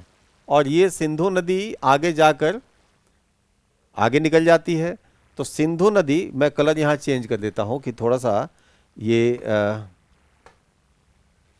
Colour change कर दें जिससे आपको पहचानने में सुविधा रहेगी। चलिए, अब ये इंडस रिवर हो गई, ठीक है ना, इसी को हम सिंधु नदी बोलते हैं। तो सिंधु नदी हो गई, और यहाँ इसी कैलाश मानसरोवर के पास से प्रवेश करती है कौन सी, सतलज नदी। तो सतलज और कैलाश ने, सतलज नदी और सिंधु नदी ने, दोनों नदियों ने इस पूरे हिमालय प्रदेश को काट डाला, यानी इसको काटते हुए आगे बढ़ते हुए चली जा रही हैं। तो एक आधार बन जाती है सतलज सिंधु, और दूसरा आधार बन गई सतलज, और इस आधार पर हम हिमालय के इस प्रदेश को एक नाम देते हैं और उसको बोलते हैं पंजाब हिमालय। तो इसको पंजाब हिमालय कह दिया गया है, सिंधु से सतलज के बीच वाले भाग को। अब देखेंगे तो इसमें कुछ भाग लद्दाख में है, कुछ भाग जम्मू कश्मीर रीजन में है, और कुछ भाग यहाँ पर आप जब देखेंगे तो कुछ भाग हिमाचल प्रदेश में है, ठीक है ना। तो इस तरह से ये सब सारे इनके पर्वतीय प्रदेश की कुछ भाग यहाँ पर अवस्थित हैं, लेकिन इसको बोला क्या जाता है, पंजाब हिमालय के नाम से, ठीक है। उसके बाद आप देखेंगे तो यहाँ से एक छोटी सी नदी निकलती है और वो भी काटते हुए आगे बढ़ती है। बाद में यही नदी, जिस नदी की हम बात कर रहे हैं ना, ये नेपाल और भारत की सीमा पर प्रवाहित होती है, काली नदी नाम है उसका। आगे जाकर वही नदी बन जाती है शारदा नदी। तो यहाँ पे ये जो काली नदी है, तो सतलज से लेके काली वाला जो भाग हो गया, इसको भी एक अलग नाम से जानते हैं, और इसको क्या कहा जाता है, तो ये तो पंजाब हिमालय हो गया, इसको बोल देते हैं कुमायूं हिमालय। क्या नाम हो गया, कुमायूं हिमालय। यहां से, यानी ये काली नदी हो गई, यहां पर एक नदी प्रवाहित होती है जिसका नाम है तीस्ता नदी। ये बांग्लादेश से होते हुए जाके और ब्रह्मपुत्रा में मिल जाती है। तो इनके बीच का भी एक हिमालय हो गया, और उसको बोलते हैं नेपाल हिमालय। तो ये हो गया नेपाल हिमालय, ठीक है। और इसके बाद यहां से लेके आपके इसी कैलाश मानसरोवर जहां स्थित है, इसी मानसरोवर के पास से एक नदी निकलती है, और वो नदी यहां पर सांगपो कही जाती है, सांगपो। और सांपो यहां जाकर हिमालय को काट डालती है और फिर भारत में प्रवेश करती है। जब हिमालय को काट के भारत में प्रवेश करती है तो वहां पर उसका नाम हो जाता है दिहांग नदी। और यहां पर एक दिहांग जब आती है तो एक गाज बनाती है, खड्ड बनाती है, और तब ये आगे प्रवाहित होती है, जिसमें और भी दो नदियां मिल जाती हैं, दिबांग मिल जाती हैं, लोहित मिल जाती हैं। तो हम लोग इसको ब्रह्मपुत्रा के नाम से जानते हैं। तो आगे ये सब चीज़ें हम लोग जानेंगे, समझेंगे। यहाँ जब ये दिहांग नदी इसको काटती है तो दिहांग के दर्रे के पास तक ये पूरा का पूरा जो विस्तार हो गया हिमालय का, उसको हम किस नाम से जानते हैं, असम हिमालय के नाम से जानते हैं। अब इस दिहांग दर्रे के बाद भी अब देख रहे हैं हिमालय का विस्तार दक्षिण की तरफ है। तो ये संपूर्ण क्षेत्र जो दक्षिण की तरफ विस्तृत है, इसको हम पूर्वांचल हिमालय के नाम से जानते हैं। यानी ये कौन सा हिमालय हो गया, पूर्वांचल हिमालय, ठीक है। तो ये पूरा का पूरा जो पर्वतीय प्रदेश हो गया, ये इस पर्वतीय प्रदेश की सामान्य विशेषता के आधार पर एक सामान्य परिचय यहाँ पर हो गया। अब देखिए दूसरा क्या भाग है, ये दूसरा हमने क्या बताया, मैदानी प्रदेश। मैदानी प्रदेश का सामान्य मैंने बताया था कि ये जो भौतिक अभिलक्षण है, ये भौतिक अभिलक्षण कैसा है, तो पर्वत से भिन्न है। पर्वत से बिल्कुल ही भिन्न है। पर्वत के विषय में मैंने ये बताया था कि इसमें बहुत ज़्यादा उच्चावच होगा, बहुत ज़्यादा रिलीफ फीचर्स इसमें होगा। लेकिन यहाँ जब बात होती है, मैदान की बात होती है, तो मैदान में कोई रिलीफ नहीं होता, यानी सपाट होता है, प्लेन होता है सरफेस उसका। लेकिन जब हम मैदान के रूप में बात करते हैं तो केवल प्लेन हो जाना इसकी विशेषता नहीं है, बल्कि शैलों की प्रकृति के आधार पर हम देखते हैं तो इसमें भी इसकी एक विशेषता यहाँ पर निहित है। और वो कौन सी विशेषता है, तो वो ये विशेषता है कि ये नदियों के द्वारा लाए गए एलुवियल मटेरियल, जलोढ़ जो पदार्थ हैं, जो नदी लेके आती है ना, ट्रांसपोर्ट करके लेके आती है, तो उसको जलोढ़ बोलते हैं, एलुवियल बोलते हैं। तो उन्हीं एलुवियल के डिपोजिट से, उन्हीं के निक्षेपण से इसका निर्माण हुआ है।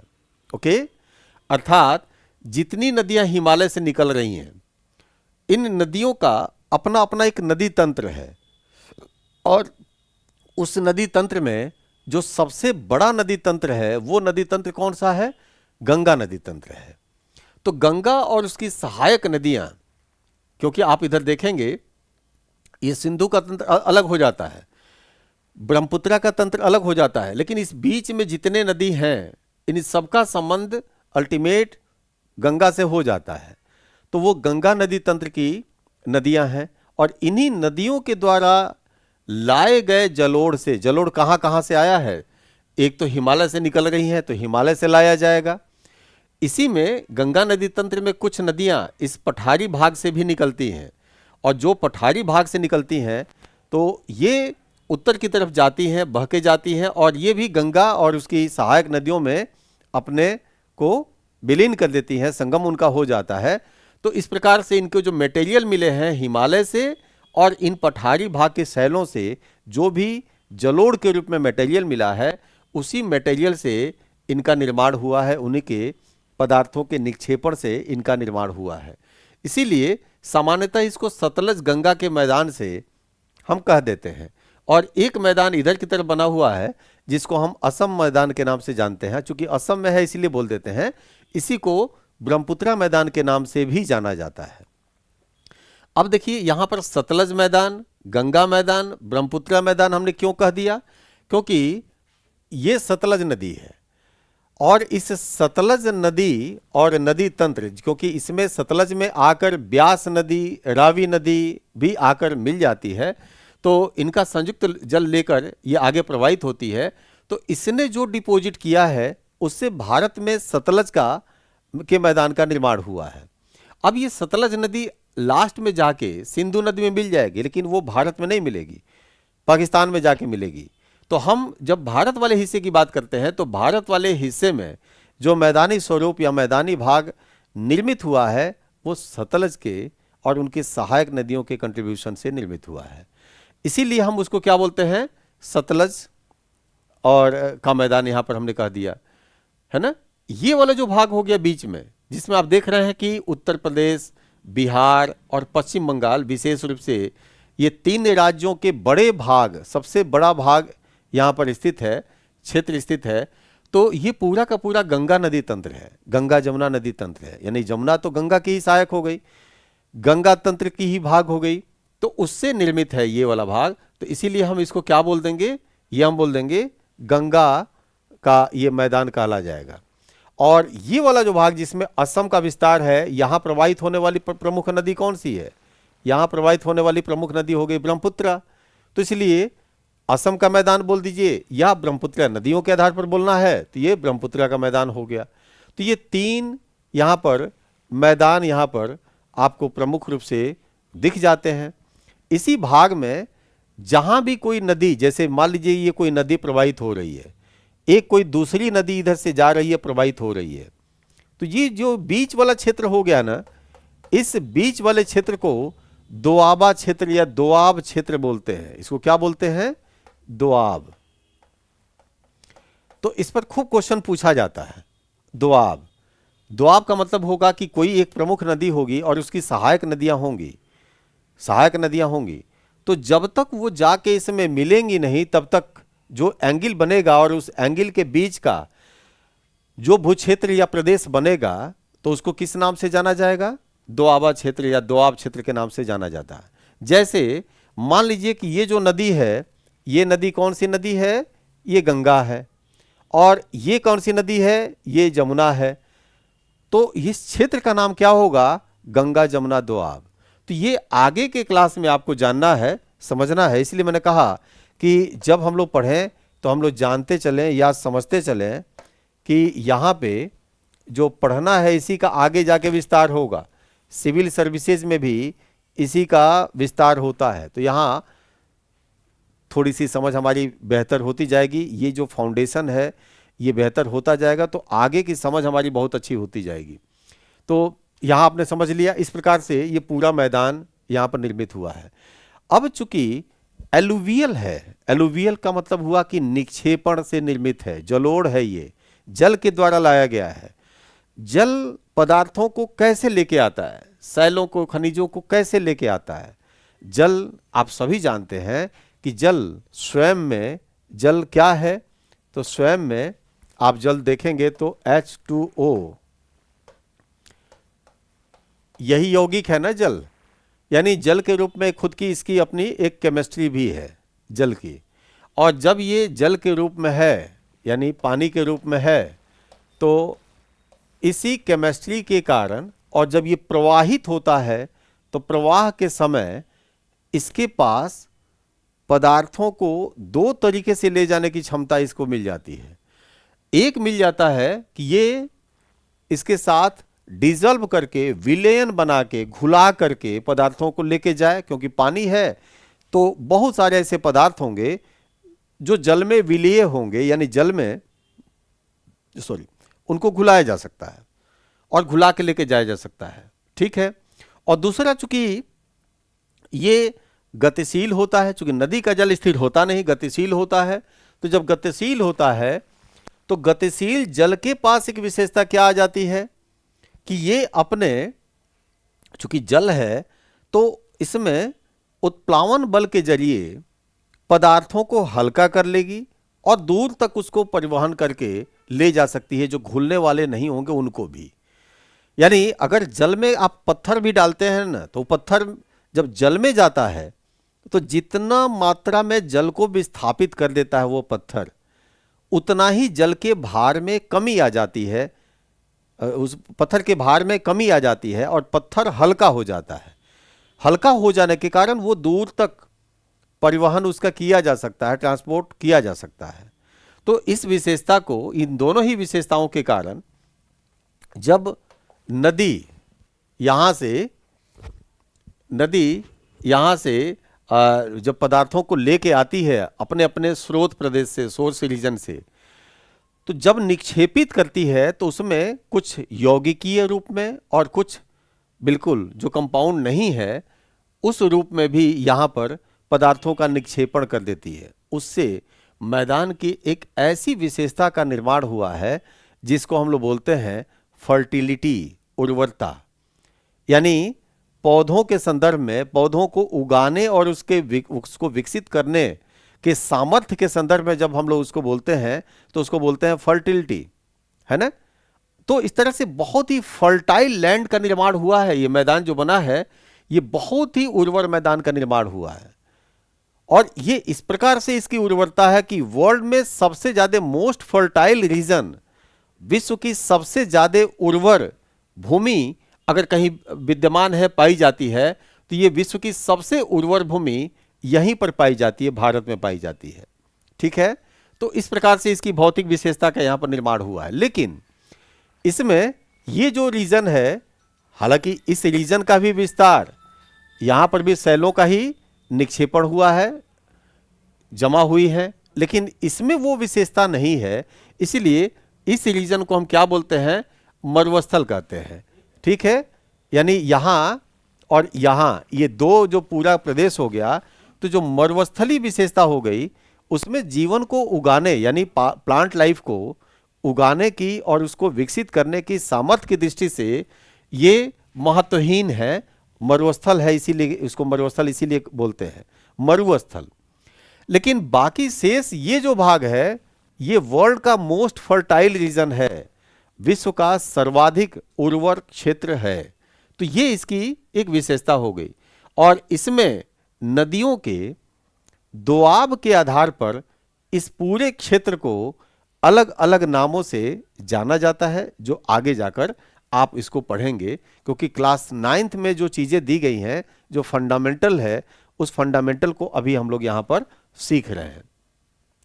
तो ये हो गया पर्वतीय, ये हो गया मैदानी, और मैंने आपको बताया कि इस मैदानी जैसी विशेषता में ही यहां पर एक मरुस्थली विशेषता का निर्माण हुआ है और इस विशेषता को हम थार के मरुस्थल के नाम से जानते हैं। ये रीजन क्या कहलाता है, ये थार का डेजर्ट कहलाता है, ठीक। इसमें किसी भी प्लांट लाइफ को उगाने की, विकसित करने की सामर्थ्य नहीं है, इसीलिए इसको हम डेजर्ट कहते हैं। अब यहां देखिए, ये पूरा का पूरा क्या भाग है, यही भाग है जिसको हम पठारी प्रदेश के नाम से जानते हैं। अब पठारी प्रदेश में मैंने आपको क्या बताया था कि पठारी प्रदेश की विशेषता है कि पठारी प्रदेश मैदान की ही भांति होगा, लेकिन मैदान से ऊंचाई पर होगा। ऐसा क्यों? इसलिए क्योंकि ये जो पूरा का पूरा भाग बनता है या बना है, मैदान और इसके दोनों के निर्माण में दोनों में भिन्नता है, निर्माण के प्रकृति के आधार पर भिन्नता है। नदियों के जलोढ़ से इसका निर्माण हुआ है, जबकि ये पूरे इस भाग की जो शैलें हैं, आरंभिक शैलें, प्राइमरी जो रॉक्स हैं, वो जलोढ़ वाले नहीं हैं। वो कैसे हैं? वो आग्नेय शैलें हैं, यानी जो किसी मैग्मा के रूप में पहले बाहर पृथ्वी के अंदर से आए होंगे और उसके बाद से शीतल होकर यहाँ पर एक आग्नेय शैल का निर्माण किए हैं। उनके अपक्षय या उनके अपर्दन से निर्मित होने वाली जो शैलें हैं, और जो नहीं भी अपर्दन हुआ है वो भी शैलें मूल रूप में अभी यहाँ पर विद्यमान है, तो उनसे ये निर्मित हुआ है। इसीलिए ये काफ़ी ऊंचाई पर है। और चूंकि ये पूरे भारत का सबसे पुराना भूभाग है, सबसे प्राचीनतम भूभाग है, इसीलिए सबसे प्राचीन होने के कारण यहाँ पर बहुत तरह की विवर्तनिक घटनाएं घटी हैं, टेक्टोनिक एक्टिविटीज घटी है। यानी आपको मैंने पहले भी चर्चा किया था कि ये पूरा का पूरा भाग, ये पूरा का पूरा ग्लोब, पूरी हमारी पृथ्वी, ये विभिन्न प्रकार के प्लेटों से निर्मित है और सारे प्लेट गतिशील हैं। अलग अलग दिशा में अलग अलग गति के साथ ये गति करते हैं, और इनके गति करने के कारण इनके दोनों के सीमांतों पर जहां दो प्लेटें मिलती हैं कम से कम, तो वहां पर कई प्रकार की घटनाएं घटती हैं जिनको हम सामूहिक रूप से विवर्तनिक घटनाएं या टेक्टोनिक एक्टिविटीज के नाम से जानते हैं। और इसी टेक्टोनिक एक्टिविटीज के कारण कहीं फॉल्ट बनता है, कहीं फोल्ड बनते हैं, यानी कहीं भ्रंश का निर्माण होता है, भ्रंश घाटी बनती है, तो कहीं पर पर्वत भी बनते हैं, वलित पर्वत भी बनते हैं, कहीं ब्लॉक पर्वत, यानी तरह तरह की स्थलाकृतियों का निर्माण होता है। इवन यहाँ पर इन्हीं घटनाओं के कारण कुछ ज्वालामुखी क्रियाएं भी होती हैं। तो चूंकि ये पृथ्वी का सर्वाधिक प्राचीन भूभाग है, इसलिए ये सारी प्रकार की ये जो स्थल से संबंधित जो घटनाएं होती है उसका ये साक्षी रहा है, और कुछ तो स्पष्ट रूप से इसके प्रमाण यहाँ पर उपलब्ध भी होते हैं। ये इनकी विशेषता हो गई। और इसी के कारण इस पठारी भाग पर कुछ आज भी पहाड़ियों के रूप में ऐसे ही सिग्नेचर, यानी उस प्रकार की टेक्टोनिक एक्टिविटीज के हस्ताक्षर, सिग्नेचर यानी उनके प्रमाण, एविडेंसेस आज भी यहाँ पर उपलब्ध हैं। तो ये हमारा पठारी प्रदेश हो गया, बड़ा विस्तार है इसका। आप देख रहे हैं कि इस पठारी प्रदेश में ये पूरा का पूरा भाग, एक तो मेजर रीजन है जो बड़ा भाग है, ये भारत के इस जो एक त्रिकोणाकार जो इसका स्वरूप है, उस पूरे स्वरूप में विशेषकर मैदान के दक्षिण में सुदूर दक्षिण तक विस्तार है।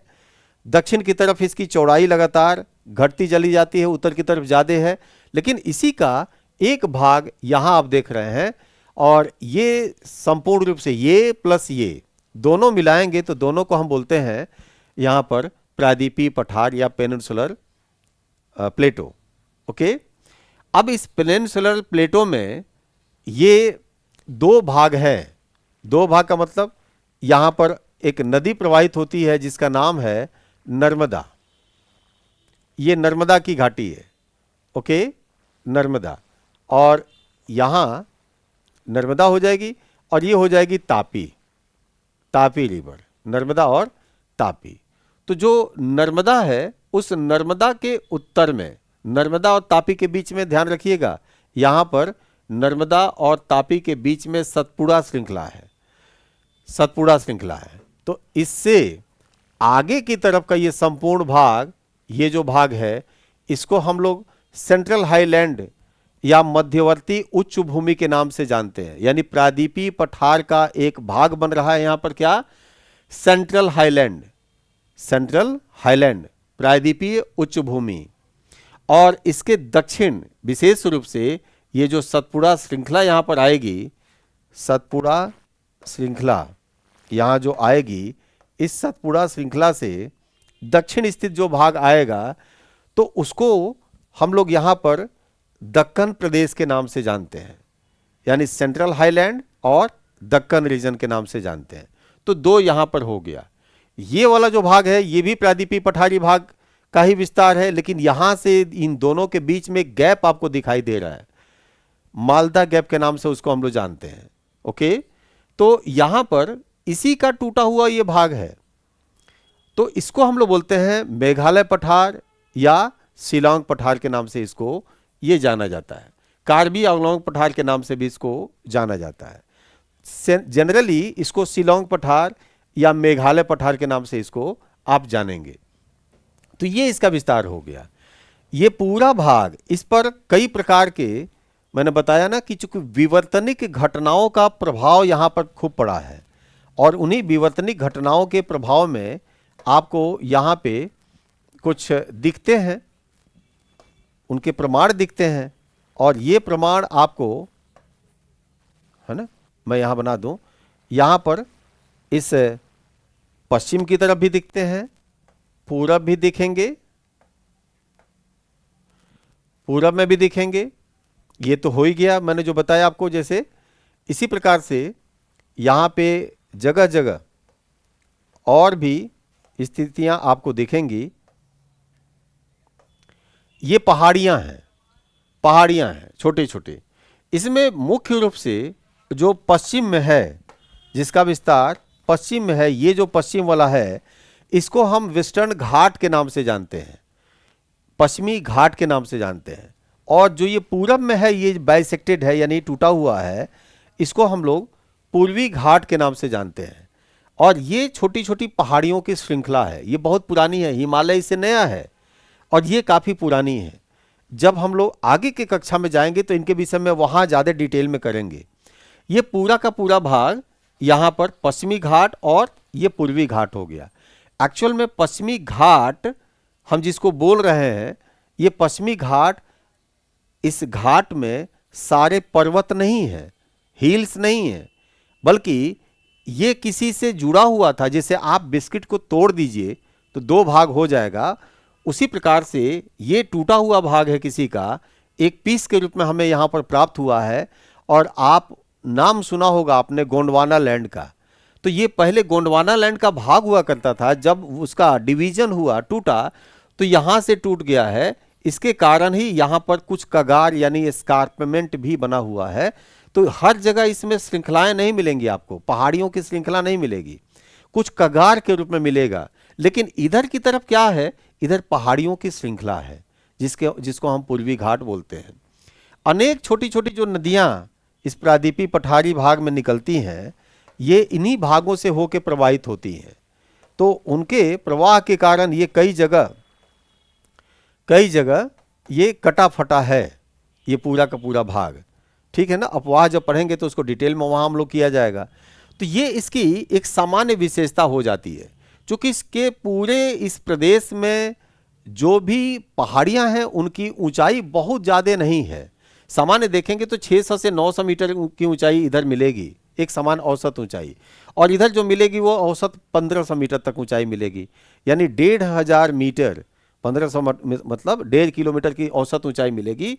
तो ये ऊंचाई इतनी सफिशिएंट नहीं है कि वो हमारे वायुमंडल के तापमान के 0 डिग्री सेल्सियस वाली जो स्थिति यहाँ पर पैदा कर दे। इसीलिए यहाँ पर कहीं भी ग्लेशियर्स नहीं है, हिमावरण नहीं है। और ग्लेशियर्स नहीं है इसलिए ग्लेशियल रिवर भी नहीं होगी, यानी हिम से के उसके पिघलने से जो नदियाँ निकल रही थी हिमालय जो नाम ही पड़ा है हिम का आलय, तो वो स्थिति यहाँ नहीं बन रही है। इसका मतलब ये हुआ जो नदियाँ यहाँ निकलेंगी भी उनके जल का स्रोत होगा केवल वर्षा जल। तो इसीलिए इससे निकलने वाली नदियों की भांति इस पर प्रवाहित होने वाली नदियों का स्वरूप नहीं बनता। इनसे निकलने वाली जो नदियां होंगी ये साल भर जल इनमें रहेगा, पर्याप्त मात्रा में रहेगा, क्योंकि जब वर्षा होगी या वर्षण होगा हिम के रूप में तो जल इनको मिलेगा ही मिलेगा। लेकिन जब ऑफ सीजन आएगा तो उस ऑफ सीजन में भी यहाँ पर स्थिति क्या बन जाएगी, उस ऑफ सीजन में यहाँ पर हिम के पिघलने से जल की प्राप्ति होगी। तो ये स्थिति यहाँ पर आ जाएगी। ओके, यहाँ पर क्या होगा, जब वर्षा काल होगा तब तो पर्याप्त जल होगा, लेकिन जब वर्षा काल नहीं होगा तब जल नहीं मिलेगा। यानी इनको जल का स्रोत केवल वर्षा ही, वर्षा की जो दशा है वही है, इसलिए इनसे इनकी बहुत सारी विशेषताएं यहाँ पर भिन्न हो जाती हैं। तो ये इस पूरे पठारी भाग की विशेषता हो गई, सामान्य विशेषता। जैसा मैंने आपको बताया कि इस पठारी भाग का जो निर्माण हुआ है, ये विश्व के सबसे लंबे समय तक चलने वाले निर्माण की प्रक्रिया का भाग है। ये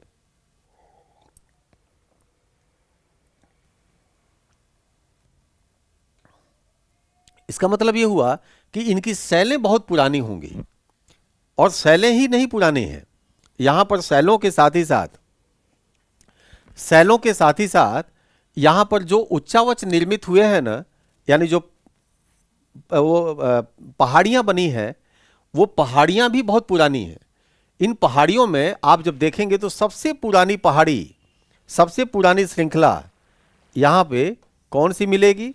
तो सबसे पुरानी श्रृंखला यहाँ पर आप सब जानते हैं, जिसको हम अरावली के नाम से जानते हैं, तो वो अरावली यहाँ पर स्थित है। विश्व की सबसे पुरानी श्रृंखला है अरावली, इसी भाग में स्थित है, और ये पूरे पृथ्वी की है, पूरे विश्व की सबसे पुरानी श्रृंखला। तो आप देख रहे थे ना, यहाँ पर विश्व की सबसे ऊंची पर्वत श्रेणी हमें मिली है, और यहाँ पे विश्व की सबसे पुरानी श्रृंखला, सबसे पुराना पर्वत हमें मिला है अरावली के रूप में। तो हम कितने भाग्यशाली हैं कि बहुत सारी चीज़ें एक रिकॉर्ड रूप में हमें यहाँ पर प्राप्त हुई है। तो ये इसकी स्थिति हो गई। अब चूंकि ये सबसे प्राचीन शैलों से मिलकर बना, इसकी शैलों की प्रकृति क्या है? बहुत प्राचीन है। और मैंने क्या बताया कि इसका जो ये जो प्राप्त हुआ है मटेरियल, वो मैग्मा के रूप में प्राप्त हुआ है। और मैग्मा आप भी जानते हैं या नहीं जानते तो इसको जान लीजिए कि मैग्मा जब भी आता है, जब भी प्राप्त होगा, सतह पर प्राप्त होगा या सतह के नीचे ही रह जाए, बाहर ना आ पाए, तो वो ज्वालामुखी क्रिया द्वारा ही प्राप्त होगा। इसका मतलब यह हुआ कि ये ज्वालामुखी प्रकृति से ही ये सारी शैलें प्राप्त हुई हैं। इसीलिए इस पूरे भूभाग में, इस पूरे भू क्षेत्र में शैलों की प्रकृति ज्वालामुखी है। और ज्वालामुखी में या तो ये बैसाल्ट के रूप में हमें प्राप्त हुई हैं, जो शैलें बनी हैं उस मैग्मा के शीतल होने से जो ठोस रूप में प्राप्त हुआ, तो या तो बैसाल्ट के रूप में प्राप्त हुआ है, या इसमें ग्रेनाइट शैलों की प्रधानता है। बैसाल्ट हम तब बोलते हैं जब मैग्मा सतह पर आ जाए, बाहर आ जाए, और उस मैग्मा की जो लिक्विडिटी है, तरलता है, इतना ज़्यादा हो, आयरन मैग्नीशियम का जो अंश हो, अनुपात हो, वो इतना ज़्यादा हो, सिलिका को कम कर दे, यानी सिलिका कम हो, तब जो बनता है वो बैसाल्ट बनता है। लेकिन ग्रेनाइट तब बनता है जब सतह के नीचे, सतह पर प्रकट न हो मैग्मा, इतना गाढ़ा हो कि सतह पर प्रकट न हो पाए, और जब सतह के नीचे रहेगा तब नीचे बड़े धीरे धीरे धीरे धीरे ठंडा होगा, तो उसके कारण जो शैल बनेंगे वो ग्रेनाइट बनता है। ओके, तो दोनों के बनावट की प्रकृति और दोनों के निर्माण में सामग्री जो उपलब्ध हुई है, जो उसमें शामिल है, उन दोनों में भिन्नता है। इसी भिन्नता के आधार पर आप ग्रेनाइट और बैसाल्ट, जो दो प्रकृति के शैलें बनती हैं, ये दोनों ही प्रकृति की शैलें यहाँ पर उपलब्ध हैं। और दोनों में मैंने अभी जो नाम आपको लिया कि आयरन होगा, मैग्नीशियम होगा, मैग्नीज होगा, ये बहुत तरह के जितने प्रकार के जो धातुएं होती हैं, उनमें से अधिकांश मेटालिक यानी अधिकांश धात्विक जो तत्व है, उनमें उनकी उपस्थिति इस भाग में है। और इसीलिए मिनरल्स के, खनिज के ये बहुत बड़े स्रोत हैं। और आप जानते हैं कि जब खनिज होगा तबे ना उद्योग लगेगा, क्योंकि उद्योगों को क्या चाहिए? मिनरल चाहिए। तो इस भाग में मिनरल्स की उपलब्धता बहुत ज़्यादा है। दूसरी बात, चूंकि बहुत प्राचीन है और ये पहले गोंडवाना लैंड का भाग हुआ करता था, और गोंडवाना लैंड यहीं पर नहीं था, ये खुद भी यहीं पर नहीं था। प्लेट विवर्तनिकी क्रिया के आधार पर आप जान चुके हैं, पहले मैंने चर्चा किया हुआ है, और यहां पर भी जानिए कि ये हमेशा जिस प्लेट पर है वो गतिशील प्लेट है ना, तो इसके कारण ये पहले जहां था, तो वहां की जलवायु दशाओं में वहां पर जिस प्रकार के शैलों का निर्माण हुआ, उन शैलों में बहुत सारी चीजें उसमें दबी पड़ी हुई हैं, और उनका जब रूपांतरण हुआ तो कुछ नए नए रूपों में वो आके आज हमें प्राप्त होती है। उन्हीं में से एक है कोयला। तो इसमें न सिर्फ धात्विक खनिज हमें उपलब्ध होते हैं सबसे बड़ी मात्रा में या भारी मात्रा में, बल्कि सबसे ज्यादा जो कोयला है उस कोयले का भी निक्षेप यहां पर हुआ है, निर्मित हुआ है, और ये दोनों हमें उपलब्ध होता है। और आप अब तो समझ ही गए होंगे कि यदि आपको लोहा मिल जाए, यदि आपको कोयला मिल जाए, तो लोहा और कोयला दोनों के उपलब्ध होने से यहां पर आधार किसका तैयार हो गया? खनिज आधारित उद्योगों के विकास का। तो यहां पर एक इकोनॉमिक अपॉर्चुनिटी ये दे देता है अपने इस रूप के कारण या इस स्वरूप के कारण। तो ये तो हो गया हमारा ये पठारी प्रदेश। इसी के बगल में ये जो पूर्वी तट है और ये जो पश्चिमी तट है, तो ये तटीय प्रदेश निर्मित हुआ है। ये भी एक बहुत बड़ा आधार हमें देता है। एक तो ये प्लेन है, यहाँ पर जो भी नदियां यहाँ इधर की तरफ प्रवाहित हो रही हैं या जो इधर से नदियां जाती हैं, उनके कारण थोड़ा सा यहाँ पर निक्षेप मिलता है, जलोढ़ निक्षेप मिलता है। जैसे मैदान में मिलता था वैसे यहाँ पर मिलता है। लेकिन सबसे बड़ी विशेषता ये जलोढ़ का निक्षेप नहीं है, ये समतल भूभाग है। तो इस समतल भूभाग के होने के कारण, और दूसरा समुद्र इधर भी है बंगाल की खाड़ी के रूप में, और समुद्र पश्चिम में भी है अरब सागर के रूप में। और ये पूरा का पूरा भाग यहां से लेकर यहां तक जब हम देखते हैं तो 6000 लगभग 6100 किलोमीटर की लंबाई है इसकी। और ये बहुत अच्छी खासी लंबाई है किसी भी ऐसे देश के लिए जिसके पास एक इकोनॉमिक पोटेंशियल बन रहा हो, एक आर्थिक संभावना बन रहा हो। लेकिन ये आर्थिक संभावना का भविष्य क्या होगा, ये भी यही देता है, तट देता है। क्योंकि इस तट का स्वरूप ऐसा है कि यहां पर इस तट पर बहुत सारे बंदरगाहों का विकास हो सकता है और हुआ भी है।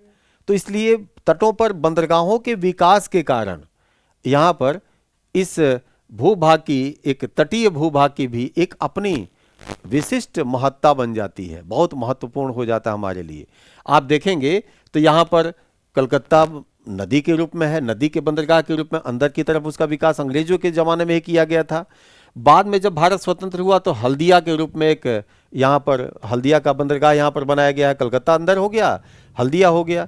इधर की तरफ जब आप बढ़ेंगे तो आपको पारादीप पोर्ट मिलेगा, इधर की तरफ और आप बढ़ेंगे तो विशाखापत्तनम मिलेगा, और आप नीचे की तरफ बढ़ेंगे तो चेन्नई मिलेगा, तूतीकोरिन मिलेगा, है ना। इस तरह से आपको नीचे मिलेंगे, इनौर मिलेगा। इधर की तरफ आप बढ़ेंगे तो कोचीन मिलेगा, इधर की तरफ आप बढ़ेंगे तो मैंगलोर मिलेगा, फिर इधर की तरफ आप बढ़ेंगे तो मुंबई में आप मरमागुआ मिलेगा, फिर यहाँ पर न्यू मुंबई, मुंबई में वहाँ पर निहाया सेवा मिलेगा, और फिर जब यहाँ की तरफ आप आते हैं तो यहाँ पर भी आपको कांडला बंदरगाह यहाँ पर मिलेगा। तो कई तरह के जो बंदरगाह मिलते हैं, ये बंदरगाह होते ही नहीं अगर हमारा जो तटीय स्वरूप है इस प्रकृति का न होता। और यदि बंदरगाह ना होते तो हम व्यापार कैसे करते? क्योंकि जो विदेशी व्यापार है, जो आज के समय की सबसे बड़ी किसी भी देश की एक गॉड गिफ्टेड एक अपॉर्चुनिटी है। गॉड गिफ्टेड मैं इसलिए कह रहा हूं कि ये उपलब्ध होगा तभी ना विदेशी व्यापार करेंगे, क्योंकि बंदरगाहों से होके व्यापार होना है। तो गॉड गिफ्टेड अपॉर्चुनिटी के रूप में, ईश्वर की दी हुई एक अवसर के रूप में हमें एक ऐसा अवसर मिला है कि हम बड़े बड़े बंदरगाहों का यहाँ निर्माण कर सकते हैं। हमने किया भी है, और इसके माध्यम से हम विश्व व्यापार में अपनी भागीदारी बढ़ाने की कोशिश करते हैं, जो आज हम कर भी रहे हैं। तो ये हमारी तटीय विशेषता यहाँ पर प्राप्त हो जाती है। ठीक है, अब हम आगे बढ़ें तो हमने आपसे पर्वतीय, मैदानी, पठारी, तटी की बात कर ली, मरुस्थली की बात कर ली। हमारे पास दो द्वीप समूह हैं। एक द्वीप समूह है यहाँ पर लक्षद्वीप समूह, और दूसरा है ये अंडमान निकोबार द्वीप समूह। ये पूरा का पूरा द्वीप समूह जो बना है, इसमें विवर्तनिक कारकों की भी भूमिका है। माना यह जाता है कि ये जो हिमालय पर्वत समूह है, जो यहाँ से दक्षिण की तरफ मुड़ गया, जो मैंने आपको बताया था कि पंजाब हिमालय, कुमाऊं हिमालय, नेपाल हिमालय, असम हिमालय, और जो ये शेष हिमालय बच गया था, इसको हम पूर्वांचल हिमालय के नाम से जानते हैं, जिसका विस्तार अरुणाचल प्रदेश में, यहाँ पर मणिपुर में है, नागालैंड में है, मिजोरम में है। तो इसी का विस्तार माना जाता है कि ये आगे बढ़ेंगे तो ये जो द्वीप समूह के रूप में विस्तार है, जिसको हम अंडमान द्वीप समूह और निकोबार द्वीप समूह के रूप में जानते हैं, तो ये दोनों भी उसी का ही पार्ट है। उसी का विस्तार है। हाँ, अंतर क्या है, ऊंचाई इनके जितनी या इनके जैसी नहीं है। तो ये द्वीप समूह यहाँ पर निर्मित हुए हैं, लेकिन इन्हीं द्वीपों पर अंडमान निकोबार द्वीप समूह में भी सबसे नीचे, ठीक है ना, वाले द्वीपों पर, और लक्षद्वीप में तो लगभग सभी द्वीपों पर यहाँ पर एक जो कोरल होते हैं, ये जीव होते हैं, कोरल पॉलिप होते हैं, जीव होते हैं। शैवाल और कोरल ये दोनों जीव हैं, लेकिन शैवाल है वो प्लांट लाइफ है और जो कोरल है वो एनिमल लाइफ, और दोनों एक साथ ही होते हैं, दोनों में एक समावेशी संबंध होता है। तो उस रूप में यहाँ पर कोरल का विकास होता है, और कोरल के विकास के कारण कोरल के अस्थिपंजर जो होते हैं, उनके जो खोल होते हैं, कवर होते हैं, कैल्शियम कार्बोनेट के होते हैं, तो उनसे निर्मित यहाँ पर इन द्वीपों के ऊपर एक ऊपर वाला टॉप कवर का निर्माण हुआ है, और ये इनकी एक विशेषता बन जाती है। ठीक है, तो ये पूरा का पूरा भाग हम लोगों ने समझा कि जितना जो वो स्वरूप है इसका, भारत का जो भौतिक स्वरूप है, विश्व में जितने स्वरूप हो सकते हैं उन स्वरूपों में 6 स्वरूप हो सकते हैं, और 6 के 6 स्वरूप भारत में विद्यमान हैं।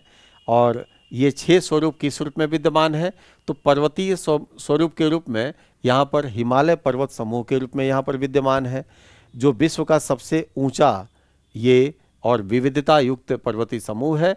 और अपने इसी विविधता के कारण, अपने इस स्वरूप के कारण, इसमें बहुत सारे ग्लेशियर्स का विस्तार है, और उन ग्लेशियर से भारत की बड़ी बड़ी नदियों का उद्गम होता है, और उनके कारण भारत पर ये बहुत बड़ा एक प्रभाव रखते हैं। नदी के माध्यम से जल की उपलब्धता होती है। दूसरा, हिमालय के ऐसा बने रहने के कारण, इतनी ऊंचाई के कारण, क्योंकि 6000 मीटर औसत ऊंचाई इसकी है, ये एक ऐसे फिजिकल बैरियर का काम करता है, यानी हवाओं के प्रवाह में एक ऐसे अवरोधक का कार्य करता है, जिसके कारण यहाँ पर मानसूनी जलवायु का भी आविर्भाव होता है। और इस मानसूनी जलवायु की क्रियाविधि के कारण भी भारत पर विभिन्न प्रकार के ऋतुओं का भी विकास हुआ है, निर्माण हुआ है, और जल की उपलब्धता पर्याप्त मात्रा में हुई है। तो इस तरह से ये जो भूक्षेत्र हुआ, भौतिक स्वरूप हुआ, ये भारत के भौतिक पक्षों में जलवायुवी पक्षों को भी, और जो इकोनॉमिक पोटेंशियल है, आर्थिक संभाव्यता है, उसको निर्मित करने के रूप में भी बहुत गहरा प्रभाव यहाँ पर हमें प्रदान किया है। बहुत बड़ा बेनिफिट हमारे लिए ये उपलब्ध कराता है।